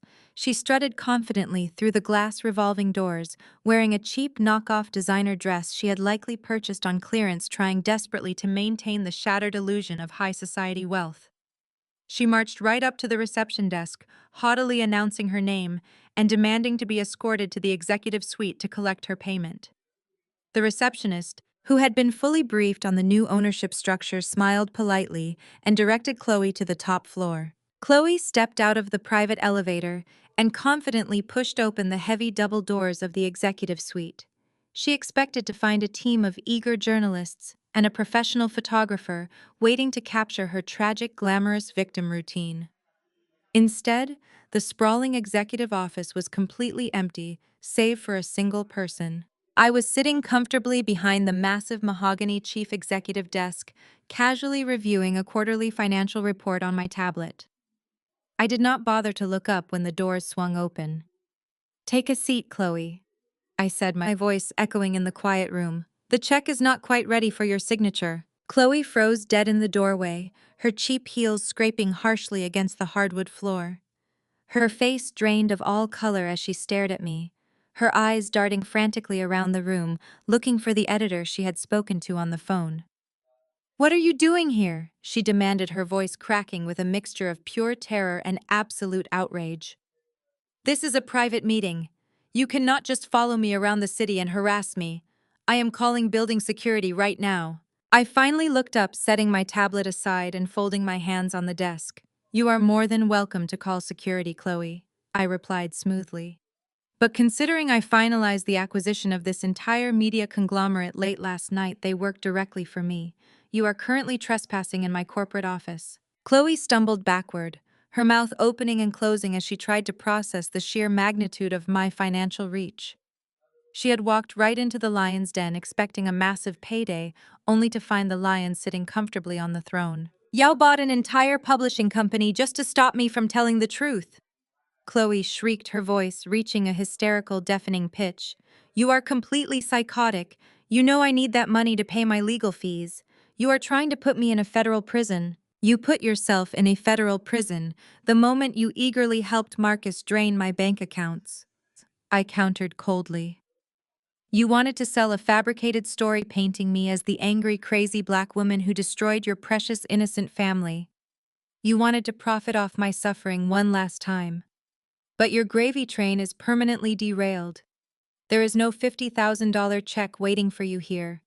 There is no sympathetic audience. There is only harsh reality."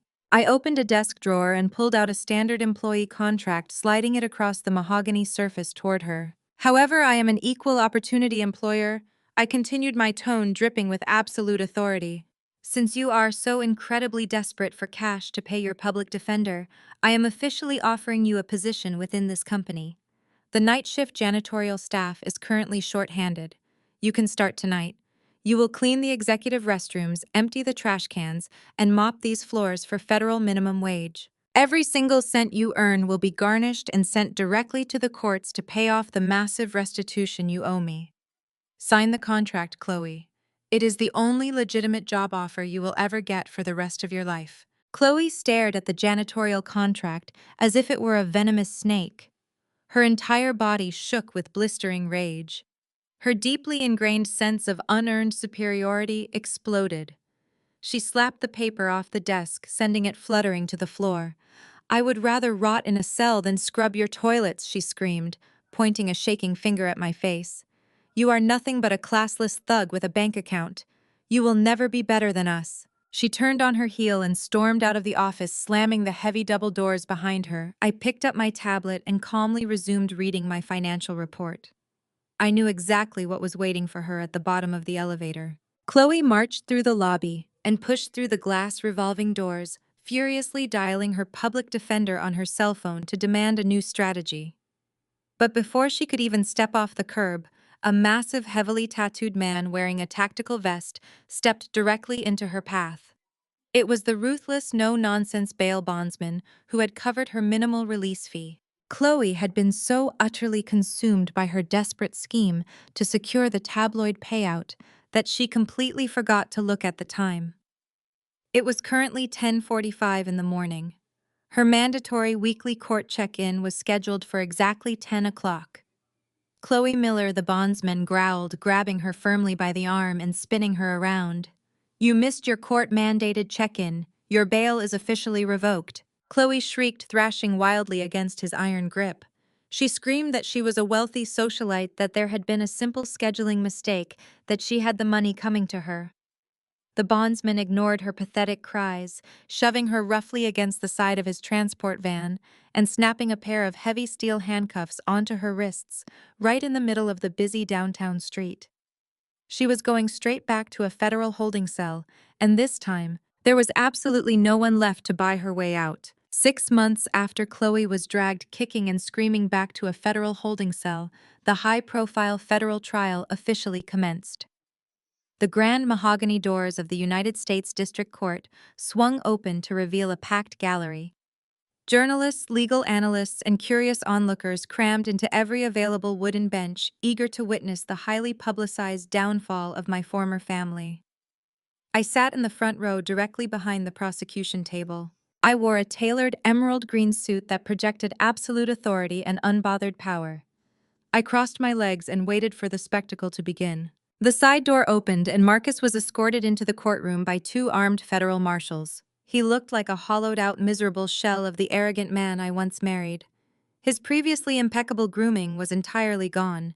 He wore an ill-fitting, cheap beige suit provided by the public defender's office that hung loosely on his dramatically thinned frame. He looked aged, terrified, and violently trembling as he took his seat at the defense table. He did not dare make eye contact with me. The prosecution immediately called their star hostile witness to the stand. Bradford Miller. Brad strode down the center aisle, trying desperately to project his old Connecticut money confidence. He wore a sharp navy suit, but the heavy sweat beading on his forehead and his rapid, shallow breathing betrayed his absolute panic. He had signed a conditional plea deal, agreeing to testify against Marcus in exchange for a lighter sentence.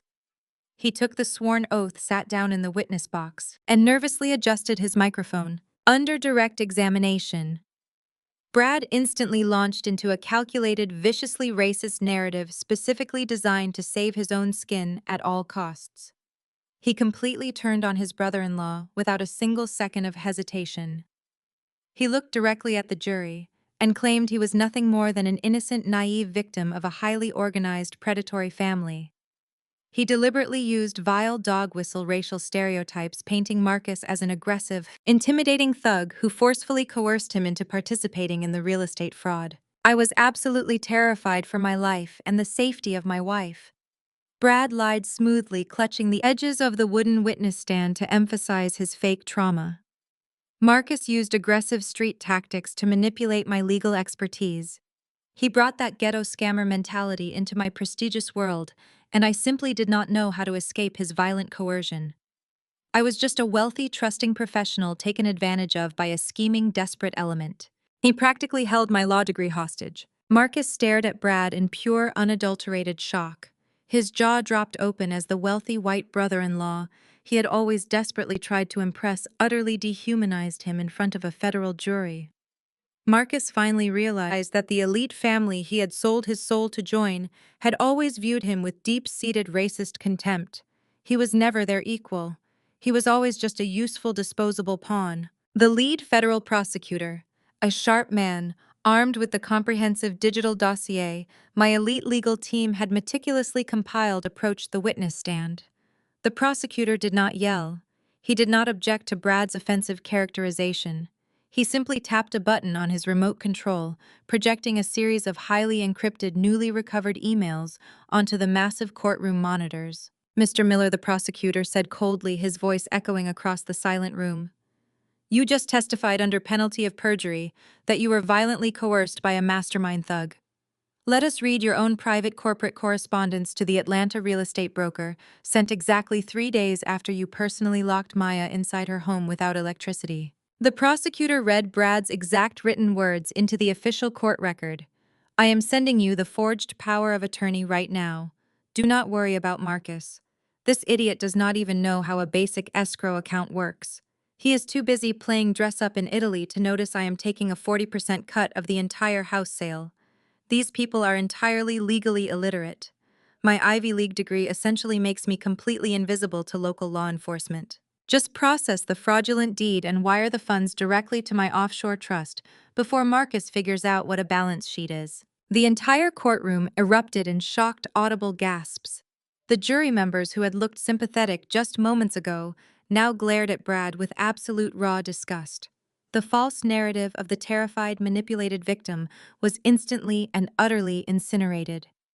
Brad had explicitly orchestrated the entire real estate forgery. He had mocked the intelligence of the black man he just called a dangerous mastermind in open court. He had aggressively bragged about exploiting the legal system, actively using his white privilege, his elite education, and his family status as a literal weapon to commit grand larceny. Brad stammered helplessly on the stand. His face turned a dangerous, blotchy shade of crimson. He gripped the microphone tightly, frantically trying to claim the emails were taken out of context, that he was just using corporate slang to push the deal through. But his voice cracked pathetically under the crushing weight of his own documented, undeniable arrogance. There was no defense. He had handed the prosecution his own execution warrant. The presiding federal judge, a strict, no-nonsense woman with zero tolerance for perjury, leaned heavily over her elevated mahogany bench. Her eyes burned with righteous, blazing fury. She slammed her heavy wooden gavel down so hard, the sharp crack echoed like a gunshot through the massive room. Mr. Miller, the judge, barked, her voice dripping with absolute judicial contempt. You sat in my courtroom, took a sacred sworn oath, and blatantly lied to this jury to cover your own malicious, premeditated crimes. You deliberately attempted to use vile racial prejudice to mask your extensive grand larceny. Due to your direct and undeniable perjury on this witness stand, I am hereby officially revoking your immunity agreement. Your previously negotiated plea deal is completely terminated, effective immediately. You are now exposed to the absolute maximum federal sentencing guidelines for conspiracy, wire fraud, and perjury. Brad collapsed heavily into the wooden witness chair. Federal marshals immediately grabbed his arms and hauled him right away. The gallery buzzed with shocked whispers. Marcus sat frozen at the defense table, his eyes wide with terror. His strategy was unraveling. The exhausted public defender wiped sweat from his forehead. Desperate to salvage any fragment of sympathy, he called his final witness. He called Beatrice to the stand. My mother-in-law walked down the center aisle, projecting a fragile demeanor. She wore a muted gray suit and clutched a lace handkerchief. She took the sworn oath with a trembling voice. As she sat in the witness box, she launched into a tear-soaked performance. Beatrice wept openly, portraying herself as a helpless mother, terrorized by my financial dominance. She claimed I was a cold, calculating woman who emasculated her son. She sobbed to the jury, swearing.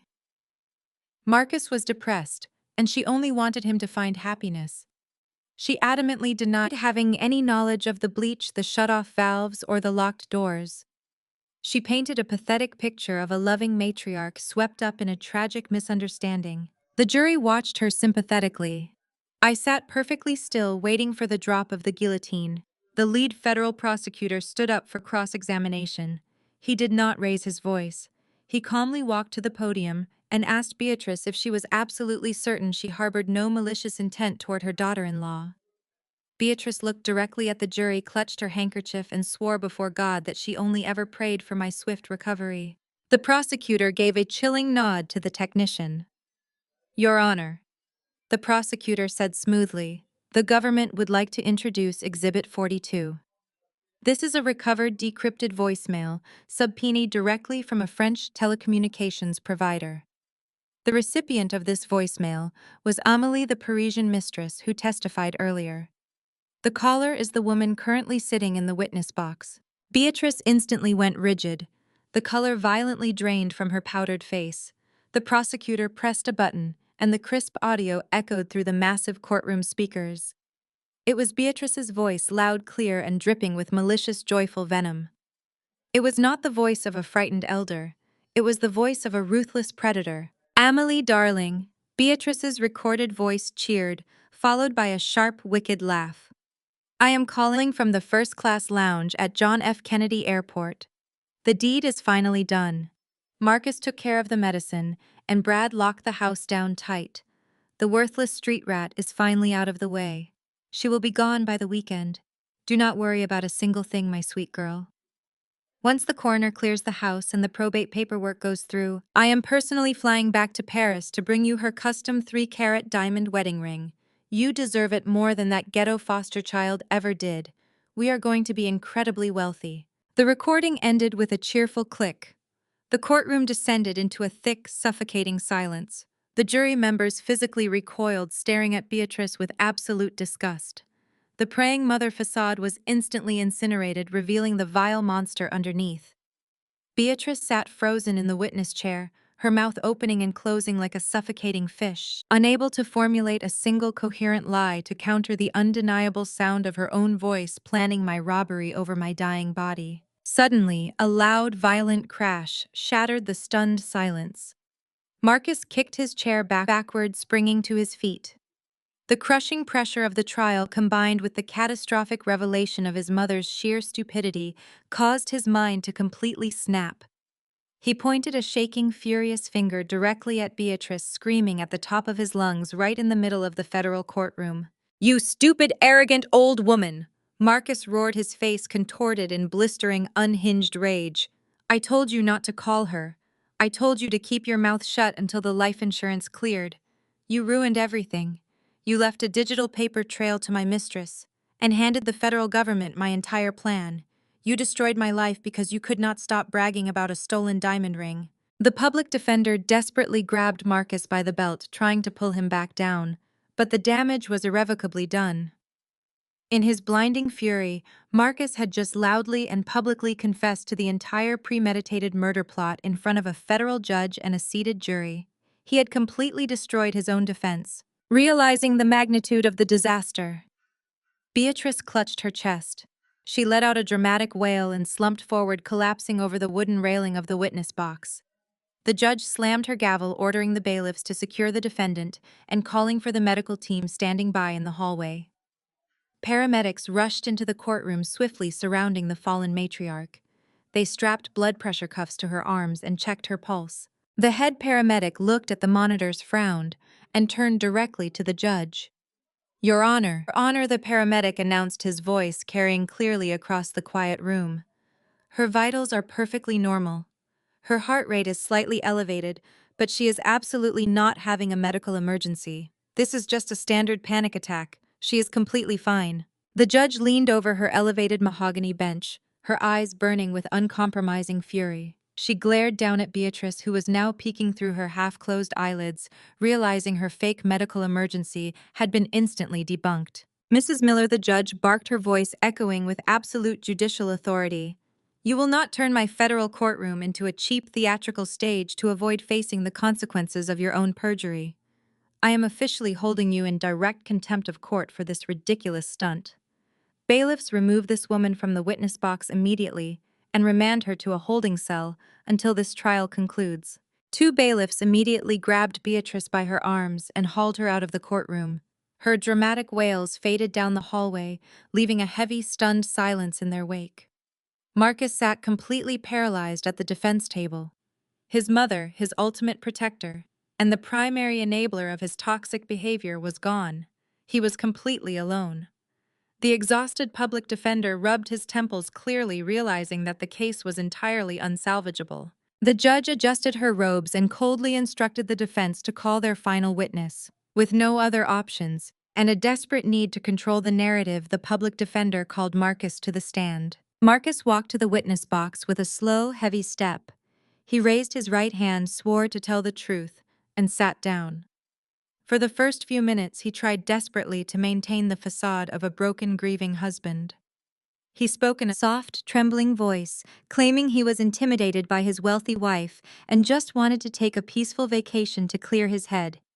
He tried to argue that the bleach was just a terrible mistake, a moment of temporary insanity caused by severe marital stress. The lead federal prosecutor did not buy a single second of his pathetic performance. Standing tall at the podium, the prosecutor began a relentless surgical cross-examination.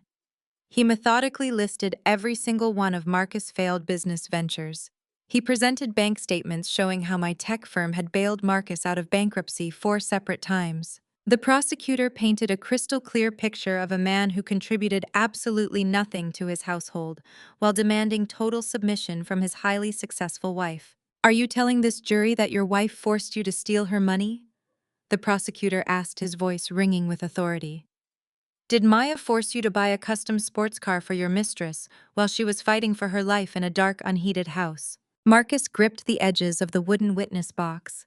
His knuckles turned white. The intense public humiliation was too much for his fragile, narcissistic ego to handle.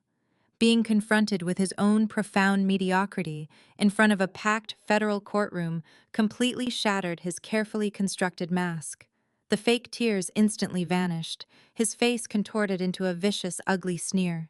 "You do not understand anything about being a man?" Marcus spat into the microphone, his voice dripping with pure, unadulterated venom. "You do not understand what it is like to wake up every single day next to a woman who constantly reminds you that she owns the very air you breathe.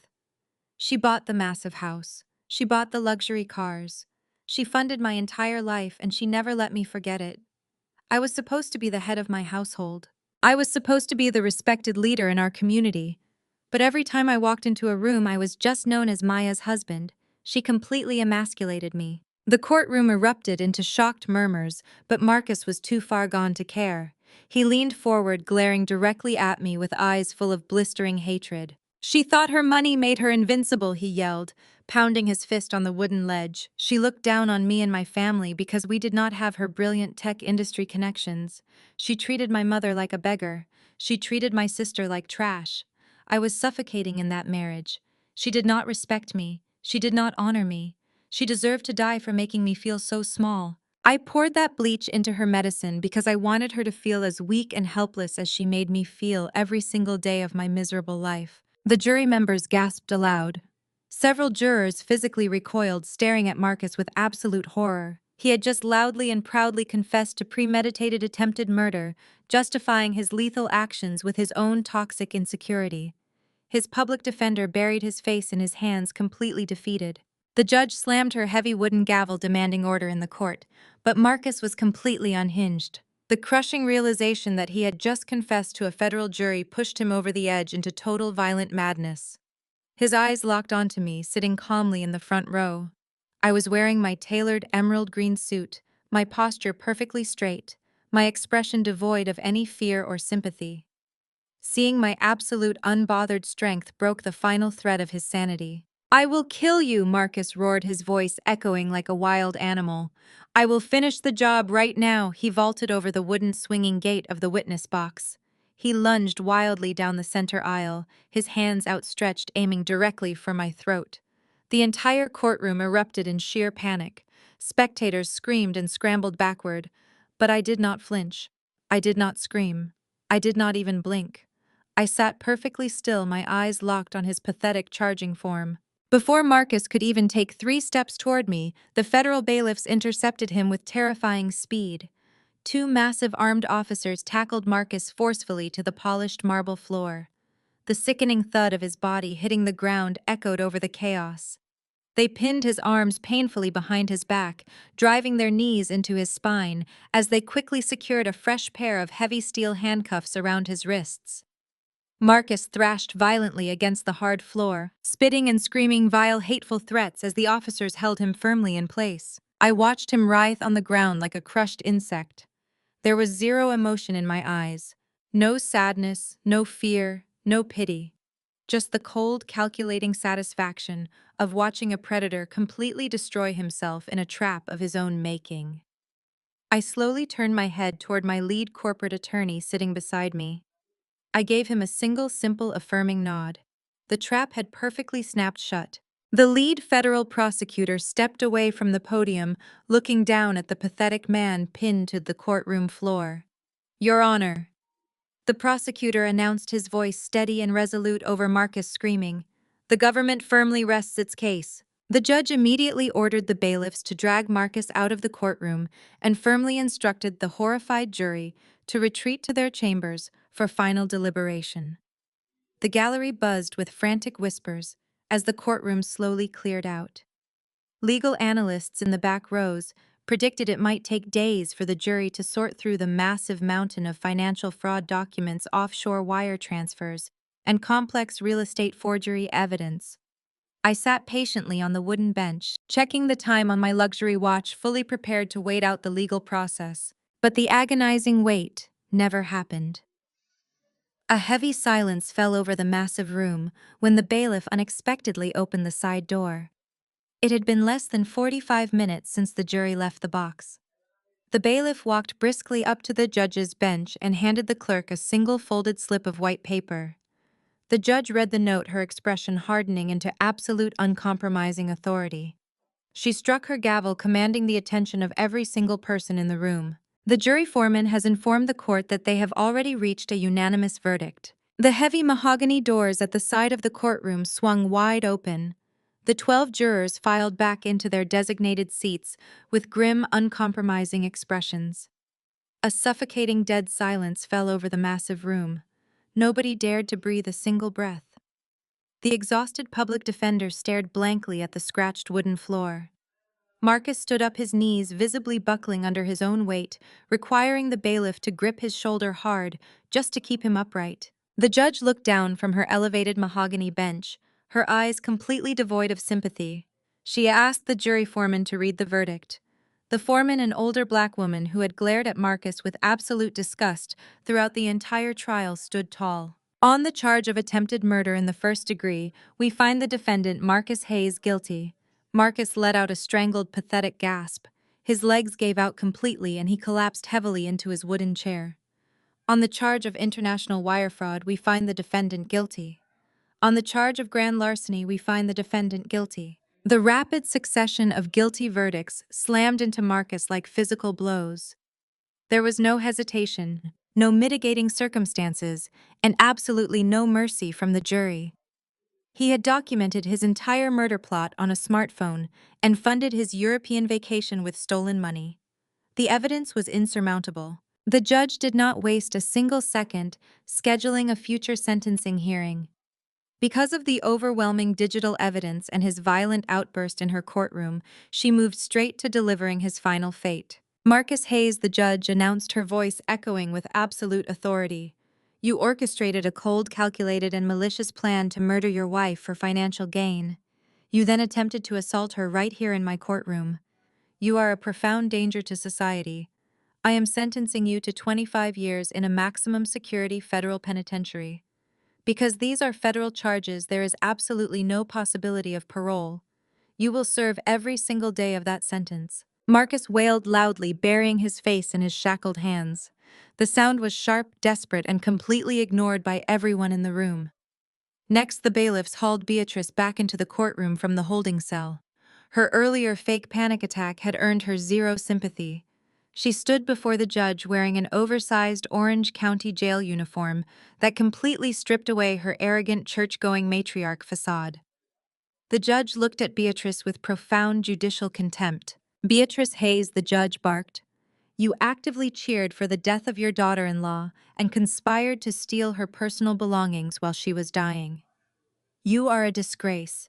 I am sentencing you to 5 years in federal prison as an accessory to attempted murder." Beatrice shrieked, her knees giving way.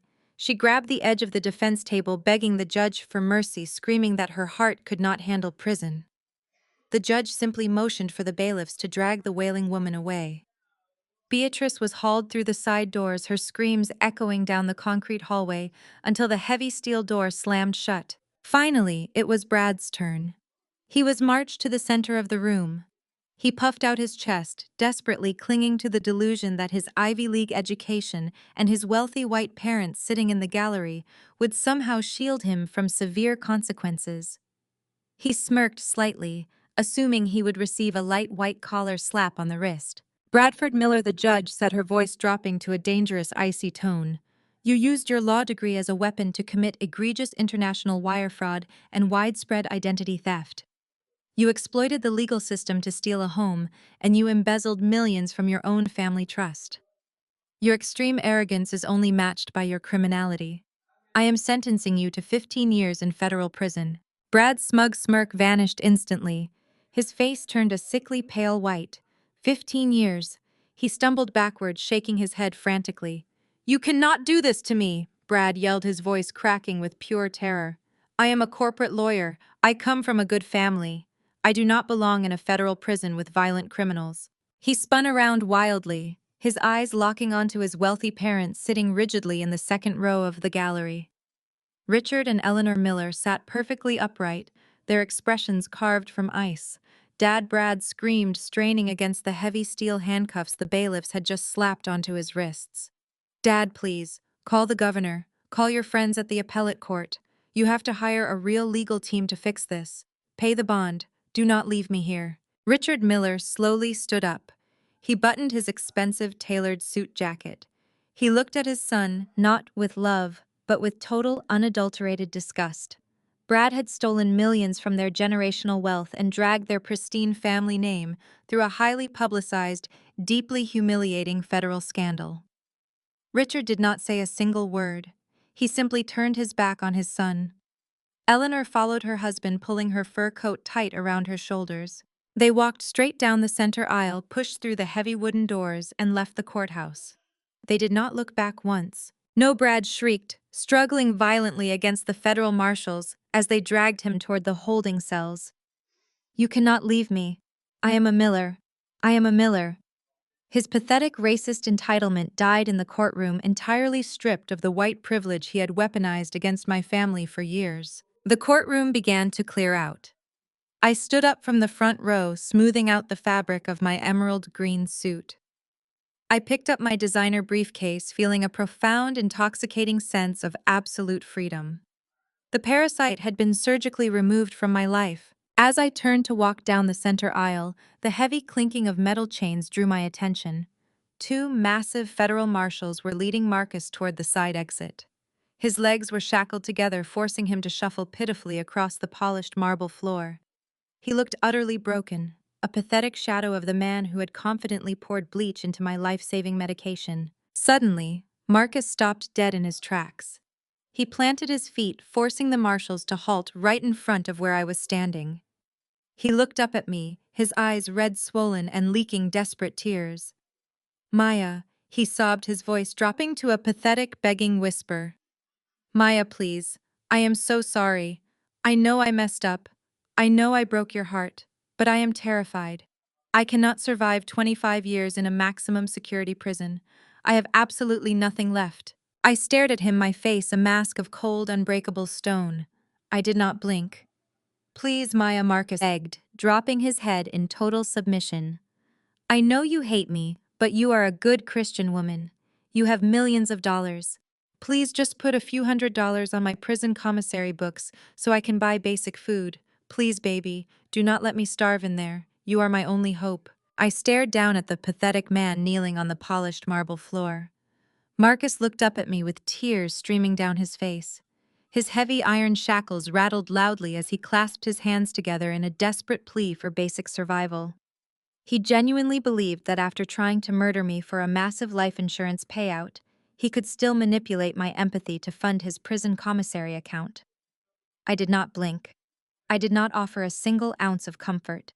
I simply unclasped the gold latch of my custom designer briefcase and reached inside. Marcus let out a ragged breath of relief.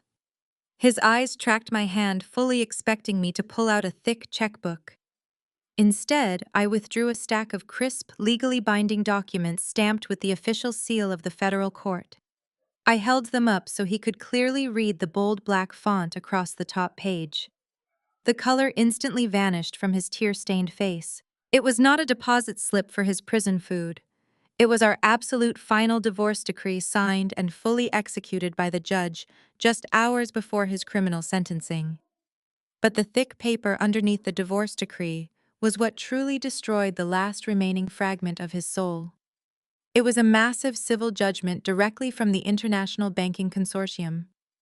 I held the document right in front of his eyes, forcing him to look at the staggering total printed at the bottom of the page.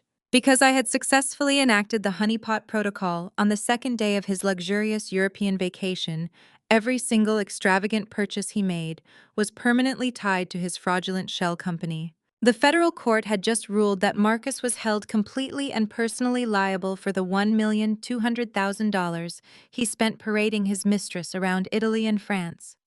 He was legally mandated to pay back every single cent, plus exorbitant international interest rates and severe federal penalty fees. "I forgive you, Marcus," I said, my voice as cold and absolute as a winter storm, "but the bank certainly does not. Enjoy the next 25 years of your miserable life, paying off that massive international debt at 20 cents an hour, making license plates in a maximum security facility." Marcus let out a gut-wrenching, agonizing scream. The federal marshals immediately yanked him up by his armpits, dragging his thrashing, shackled body toward the side exit. He kicked and wailed, begging me to call the bank, begging me to save him from a lifetime of crushing debt and brutal prison labor. I turned my back on his pathetic screams, letting the heavy mahogany doors slam shut behind him, sealing his fate forever. I adjusted my emerald green suit jacket and walked calmly out of the courtroom, my heels clicking rhythmically against the floor. As I stepped into the wide, echoing corridor of the federal courthouse, another desperate figure stepped directly into my path. It was Chloe. My former sister-in-law looked absolutely unrecognizable. The arrogant, wealthy socialite who had shamelessly flaunted my stolen diamond tennis bracelet on a yacht in Monaco was completely gone. She was wearing a cheap, stained tracksuit. Her hair was unwashed and her face was gaunt from stress and lack of sleep. Because she had turned over her husband's embezzlement ledger, she had managed to secure a strict probation deal, narrowly avoiding a federal prison cell. But her freedom came at a massive, devastating cost. The government had permanently seized every single domestic and offshore account tied to her name. She had absolutely zero assets, zero income, and zero places to go. "Maya, please wait," Chloe begged, rushing forward and throwing her hands up in a pleading gesture. "You have to help me. They took absolutely everything I own. They locked me out of the condo, they seized my car, and my friends will not even answer my phone calls. I have nowhere to sleep tonight." I stopped and looked at her, tilting my head slightly. "You are a free woman, Chloe," I replied evenly. "You should be celebrating. You got exactly what you wanted. You are finally rid of my dead weight." Chloe burst into frantic tears. She reached out as if to grab my arm, but my private security detail instantly stepped between us, forcing her to back away. "Please," she sobbed, her voice echoing down the busy courthouse hallway. "I know I was awful to you. I know I stole your jewelry and laughed when I thought you were dying. But we were family for 10 years. You have a massive empty mansion. You have millions of dollars. Just let me stay in one of your guest rooms until I can figure out how to get a job. I will clean the house. I will do anything you want. Just do not leave me out on the street." I reached back into my designer briefcase and pulled out a glossy trifold brochure. I stepped around my security guard and pressed the pamphlet firmly against Chloe's chest. She grabbed it eagerly, her eyes lighting up with desperate hope, assuming I was handing her a voucher for a luxury hotel stay or a prepaid apartment lease. She looked down at the cover of the brochure. Her face instantly dropped into an expression of pure, unadulterated horror. It was a standard informational pamphlet for a local, heavily crowded women's homeless shelter located in the most dangerous, impoverished district of the city. "They serve a hot bowl of soup at exactly 6 in the evening," I instructed her in a smooth, polite tone. "I highly recommend you get in line right now, Chloe. The beds fill up incredibly fast this time of year, and you would not want to sleep on the concrete sidewalk in your current condition." Chloe stared at the shelter brochure, her hands violently shaking. She let out a hysterical, furious shriek, realizing I was utterly serious. She screamed that I was a heartless monster, a cruel, vindictive woman who was enjoying her absolute destruction. She ripped the brochure into tiny pieces, throwing them onto the marble floor, demanding that I give her cash right this instant. I did not even blink. I simply stepped around her flailing body and continued walking down the wide corridor, leaving her screaming and crying alone in a puddle of ripped paper while the courthouse security guards moved in to aggressively escort her off the premises. I pushed open the heavy brass doors at the front entrance of the courthouse and stepped out into the blinding, bright afternoon sunlight. The immediate chaos of the outside world hit me like a tidal wave. A massive swarm of aggressive paparazzi legal journalists and local news crews had completely surrounded the courthouse steps. The moment I appeared, dozens of camera flashes erupted blindingly bright and relentless. Reporters shoved their heavy microphones over the metal barricades, shouting my name over the deafening noise of the city street. "Maya! Maya, look over here!" A bold, loud reporter yelled, pushing his way to the absolute front of the chaotic media pack. He shoved a digital recorder directly toward my face. "Maya, your husband is going to prison for 25 years. Your mother-in-law is locked up. Your brother-in-law is facing federal time and your sister-in-law is completely destitute. How do you feel after losing your entire family today?" I stopped walking. I stood at the very top of the concrete steps, letting the cool city wind blow past me. I looked directly into the lenses of the flashing cameras. My posture was flawless, my expression utterly serene. I leaned slightly toward the reporter's microphone, ensuring my voice would be captured perfectly on every single news network across the entire country. I did not lose a family. I stated, my voice echoing clearly over the frantic clicking of the cameras. I eradicated a parasite. The flashing cameras and shouting reporters faded into the background as I descended the courthouse steps. I slipped into the back of my waiting town car, the heavy tinted doors sealing out the noise. That day marked the absolute end of my life as a victim and the beginning of an empire built on unshakable foundations. 3 months passed in a blur of relentless, focused execution. I did not take a vacation to recover from the trial. I took the entire sum of the liquidated marital assets, every single dollar generated from the sale of the empty mansion, Marcus' ruined luxury watch collection, and the seized offshore accounts, and funneled it directly into the research and development division of my health tech firm. I poured the remnants of my toxic marriage into creating something revolutionary. We officially launched our new artificial intelligence initiative on a crisp Tuesday morning in a packed auditorium in downtown Atlanta. The room was filled with top-tier medical researchers, aggressive venture capitalists, and leading industry journalists. I stood on the brightly lit stage, wearing a sharp, tailored ivory suit presenting the software. This new program was specifically designed to predict, track, and treat the exact autoimmune disease I suffered from. I had taken the very illness Marcus tried to weaponize against me and turned it into a multi-million-dollar proprietary algorithm.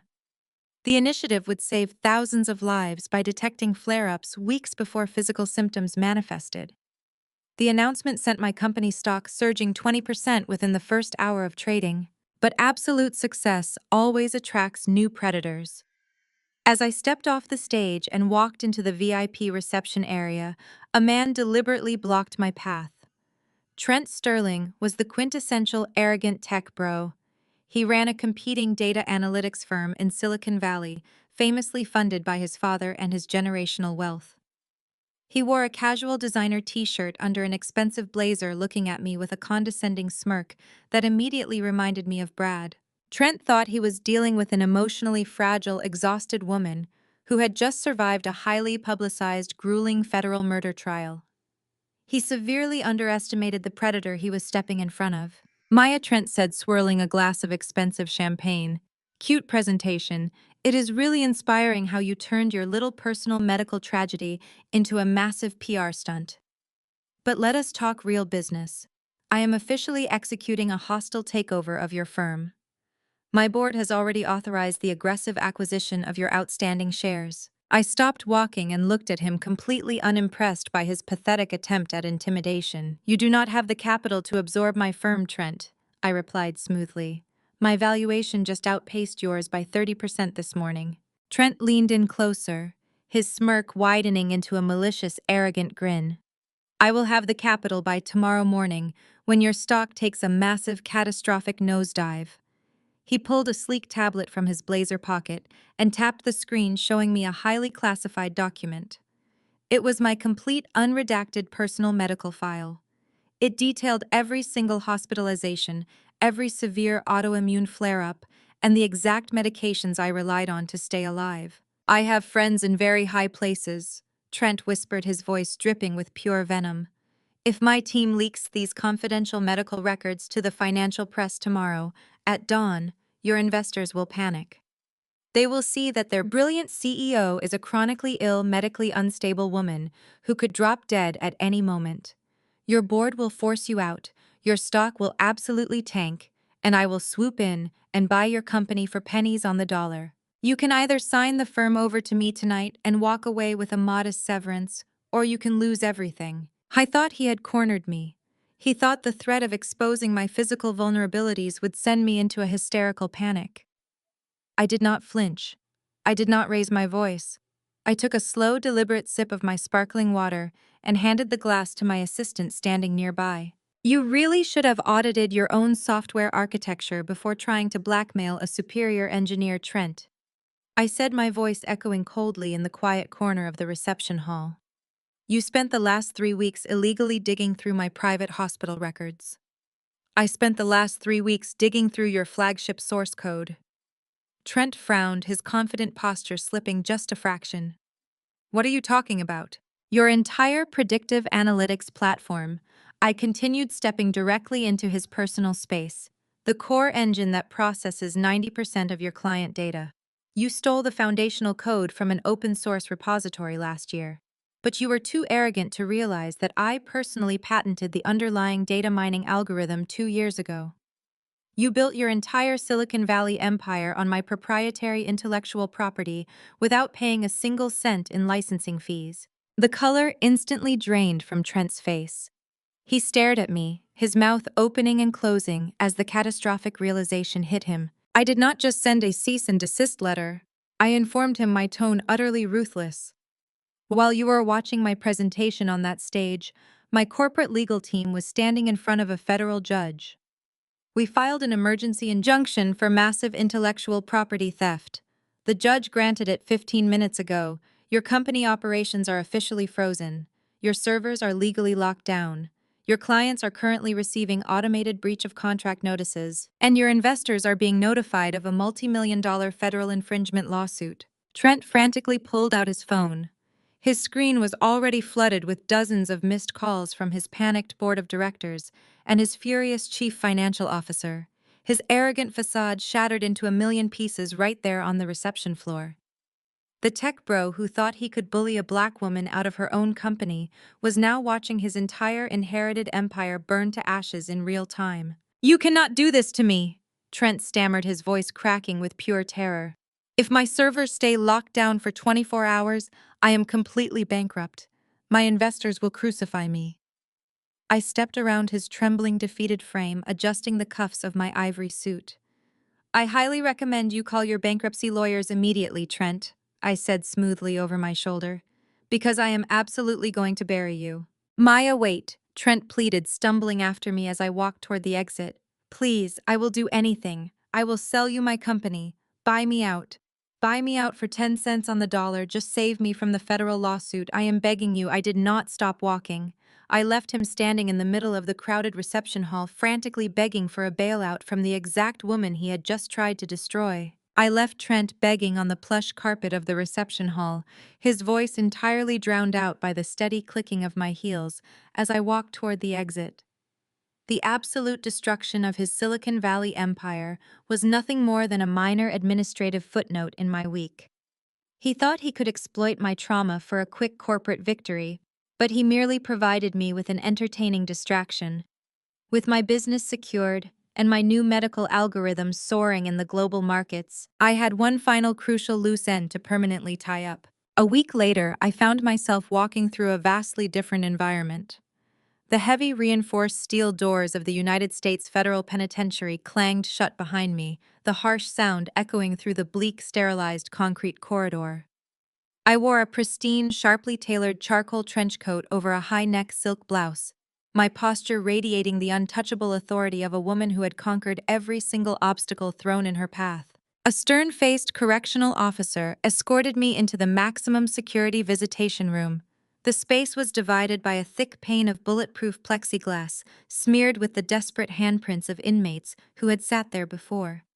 I took a seat on the cold metal stool, placing my designer handbag squarely on the stainless steel counter. A loud, jarring buzzer signaled the opening of the inmate holding area. Marcus was escorted into the room by two heavily armed guards.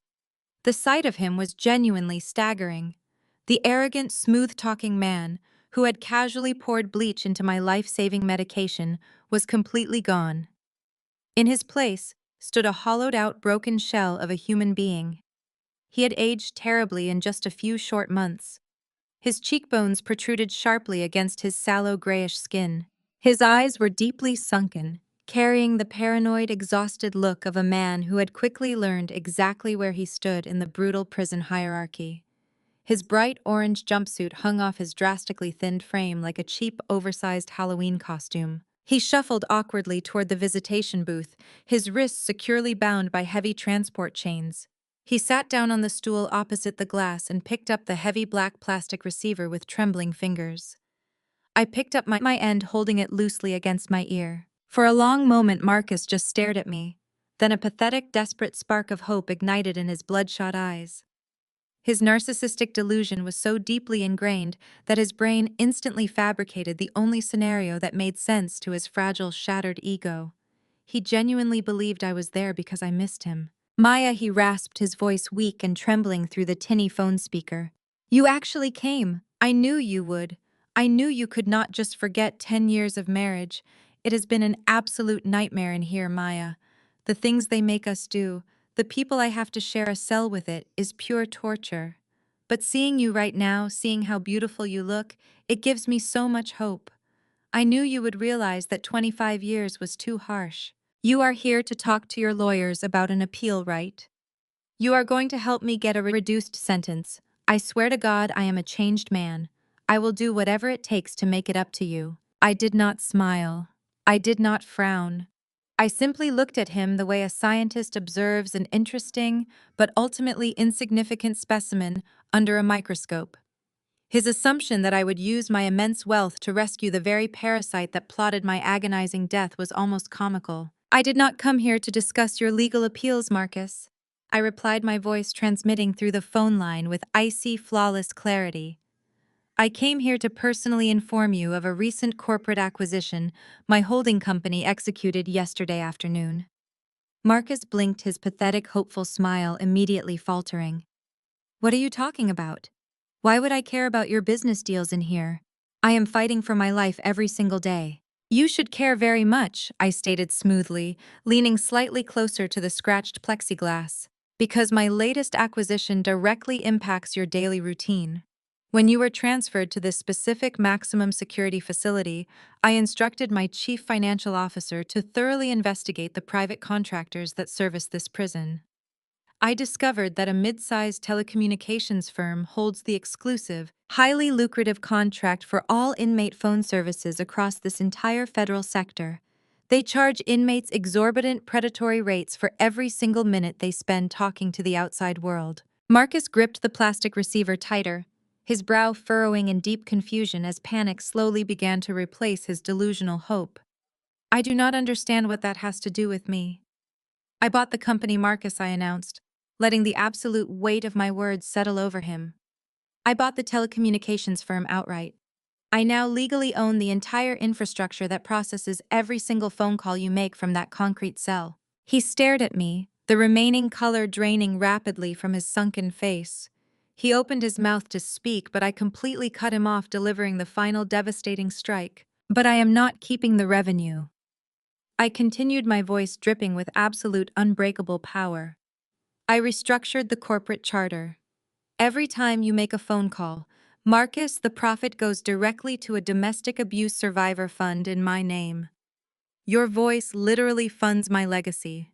Every time you pick up that receiver to call your disgraced mother, or complain to your broke sister, or beg a public defender for help, you are actively paying for the legal defense of women escaping men exactly like you. You are permanently trapped working for my empire. The heavy black receiver slipped from his trembling hand, clattering loudly against the metal counter. Marcus stared at me through the thick glass, his eyes wide with a horrifying, crushing realization.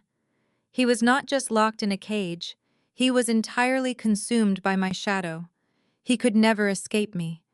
Even in his darkest, most isolated moments, his basic human need to communicate with the outside world would only serve to amplify my ultimate victory and broadcast his spectacular failure. He pressed his face against the plexiglass, sobbing uncontrollably. The loud, agonizing sounds of his total psychological collapse were muffled by the thick barrier between us, reducing him to a pathetic, silent display of pure defeat. I did not offer a single word of comfort. I calmly placed the receiver back onto its metal cradle. I stood up, taking my time to adjust the crisp lapels of my charcoal coat. I picked up my designer handbag and turned toward the heavy steel exit doors. Marcus pounded his shackled fists weakly against the glass behind me, his mouth stretched open in a silent scream of absolute despair. I walked out of the visitation room, my heels clicking a steady, triumphant rhythm against the concrete floor. I did not look back. The heavy steel doors of the federal penitentiary closed behind me, securing Marcus in the hell of his own making. The crisp air outside tasted like pure liberation.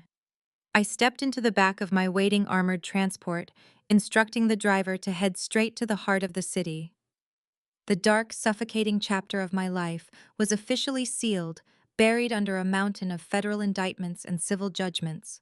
Now, it was time to step into the blinding light of the empire I had forged from the ashes of their betrayal. The private elevator opened directly into my newly acquired sprawling penthouse, overlooking the vibrant Atlanta skyline.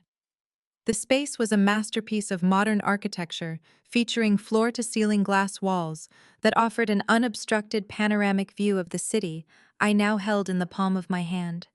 The air buzzed with the energetic, joyful sounds of a private celebration. I walked into the massive living area, taking a deep, effortless breath. My lungs were perfectly clear. My skin glowed with vibrant health.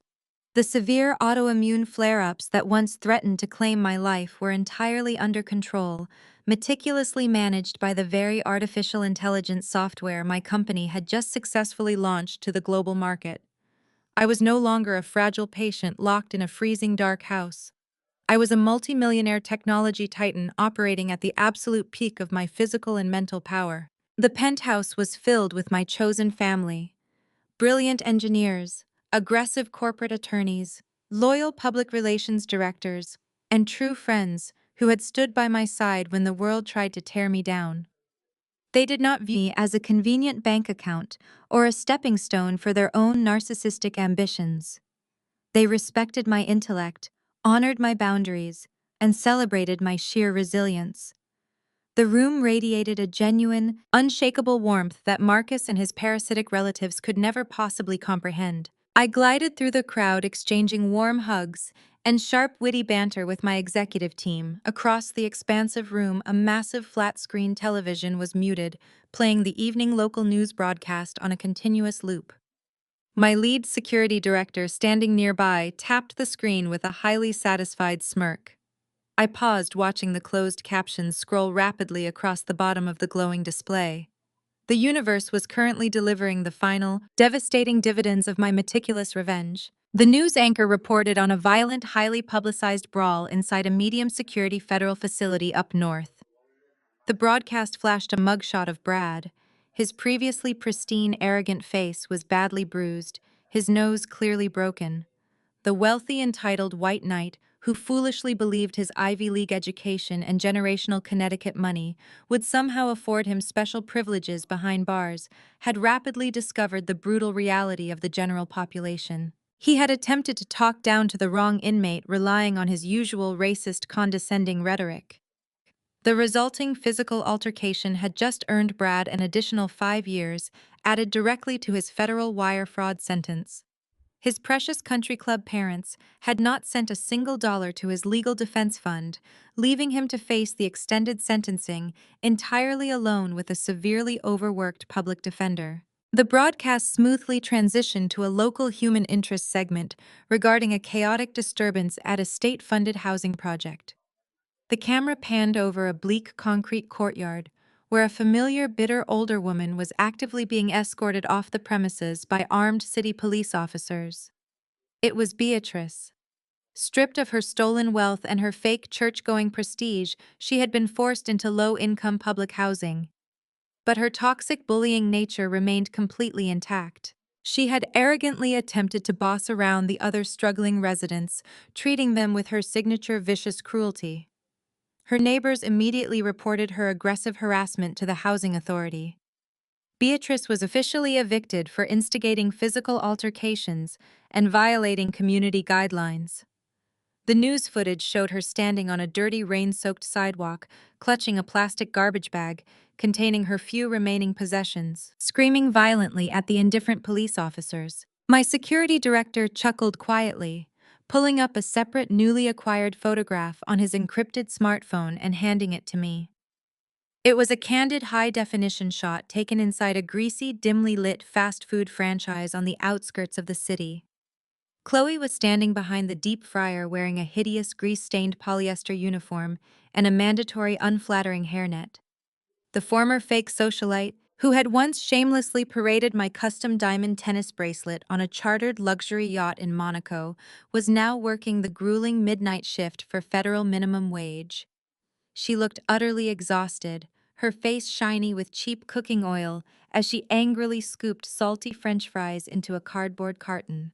Every single cent she earned from that miserable, soul-crushing labor was being instantly garnished by the federal courts and sent directly to my corporate accounts to pay off the massive legal restitution she owed me. She was literally scrubbing grease traps to reimburse the empire she had tried so desperately to destroy. I handed the phone back to my security director, feeling an incredibly profound, absolute sense of universal balance. The scales of justice had not just been tipped in my favor. I had ripped the scales from their hands and used the heavy iron weights to crush their entire fraudulent existence. My executive assistant, a sharp, fiercely loyal woman who had helped me navigate the brutal corporate takeover of the tabloid publisher, approached me. She carried a sleek silver tray holding two delicate crystal flutes filled with the most expensive vintage champagne available in the city. She handed me a glass, the golden bubbles rising rapidly to the surface, catching the warm, ambient light of the penthouse. "To new beginnings," my assistant asked, raising her glass with a bright, hopeful smile. I looked down at the sparkling crystal flute, feeling the immense, undeniable weight of everything I had overcome. I had survived a terrifying, premeditated death trap.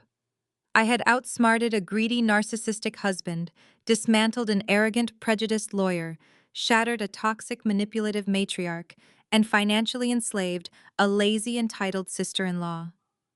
I had taken the absolute worst betrayal imaginable and ruthlessly forged it into an untouchable global dynasty. I raised my glass, gently clinking the delicate crystal against hers. The crisp, resonant sound echoed perfectly over the joyful laughter of the crowded room. "No," I replied, my voice steady, resonant, and dripping with the absolute, unrivaled power of a woman who completely owned her destiny, to perfectly executed endings. I took a slow, deeply satisfying sip of the cold champagne. I turned my back to the lively, crowded room and walked over to the towering glass wall of the penthouse balcony. I looked out over the vast, glittering expanse of the city skyline. Thousands of bright lights stretched out into the dark, endless horizon, representing infinite possibilities and absolute freedom.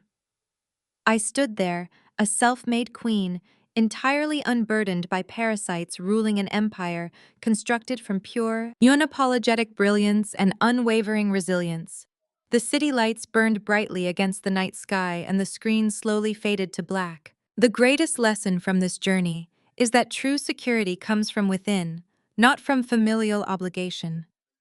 When the people who should protect you choose to exploit your vulnerabilities, setting absolute boundaries becomes your ultimate weapon.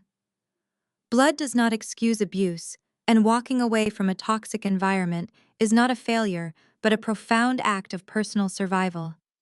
By reclaiming your financial and emotional independence, You can transform a devastating betrayal into the foundation of an untouchable empire. Have you ever had to cut ties with toxic relatives to protect your peace? Share your story in the comments below.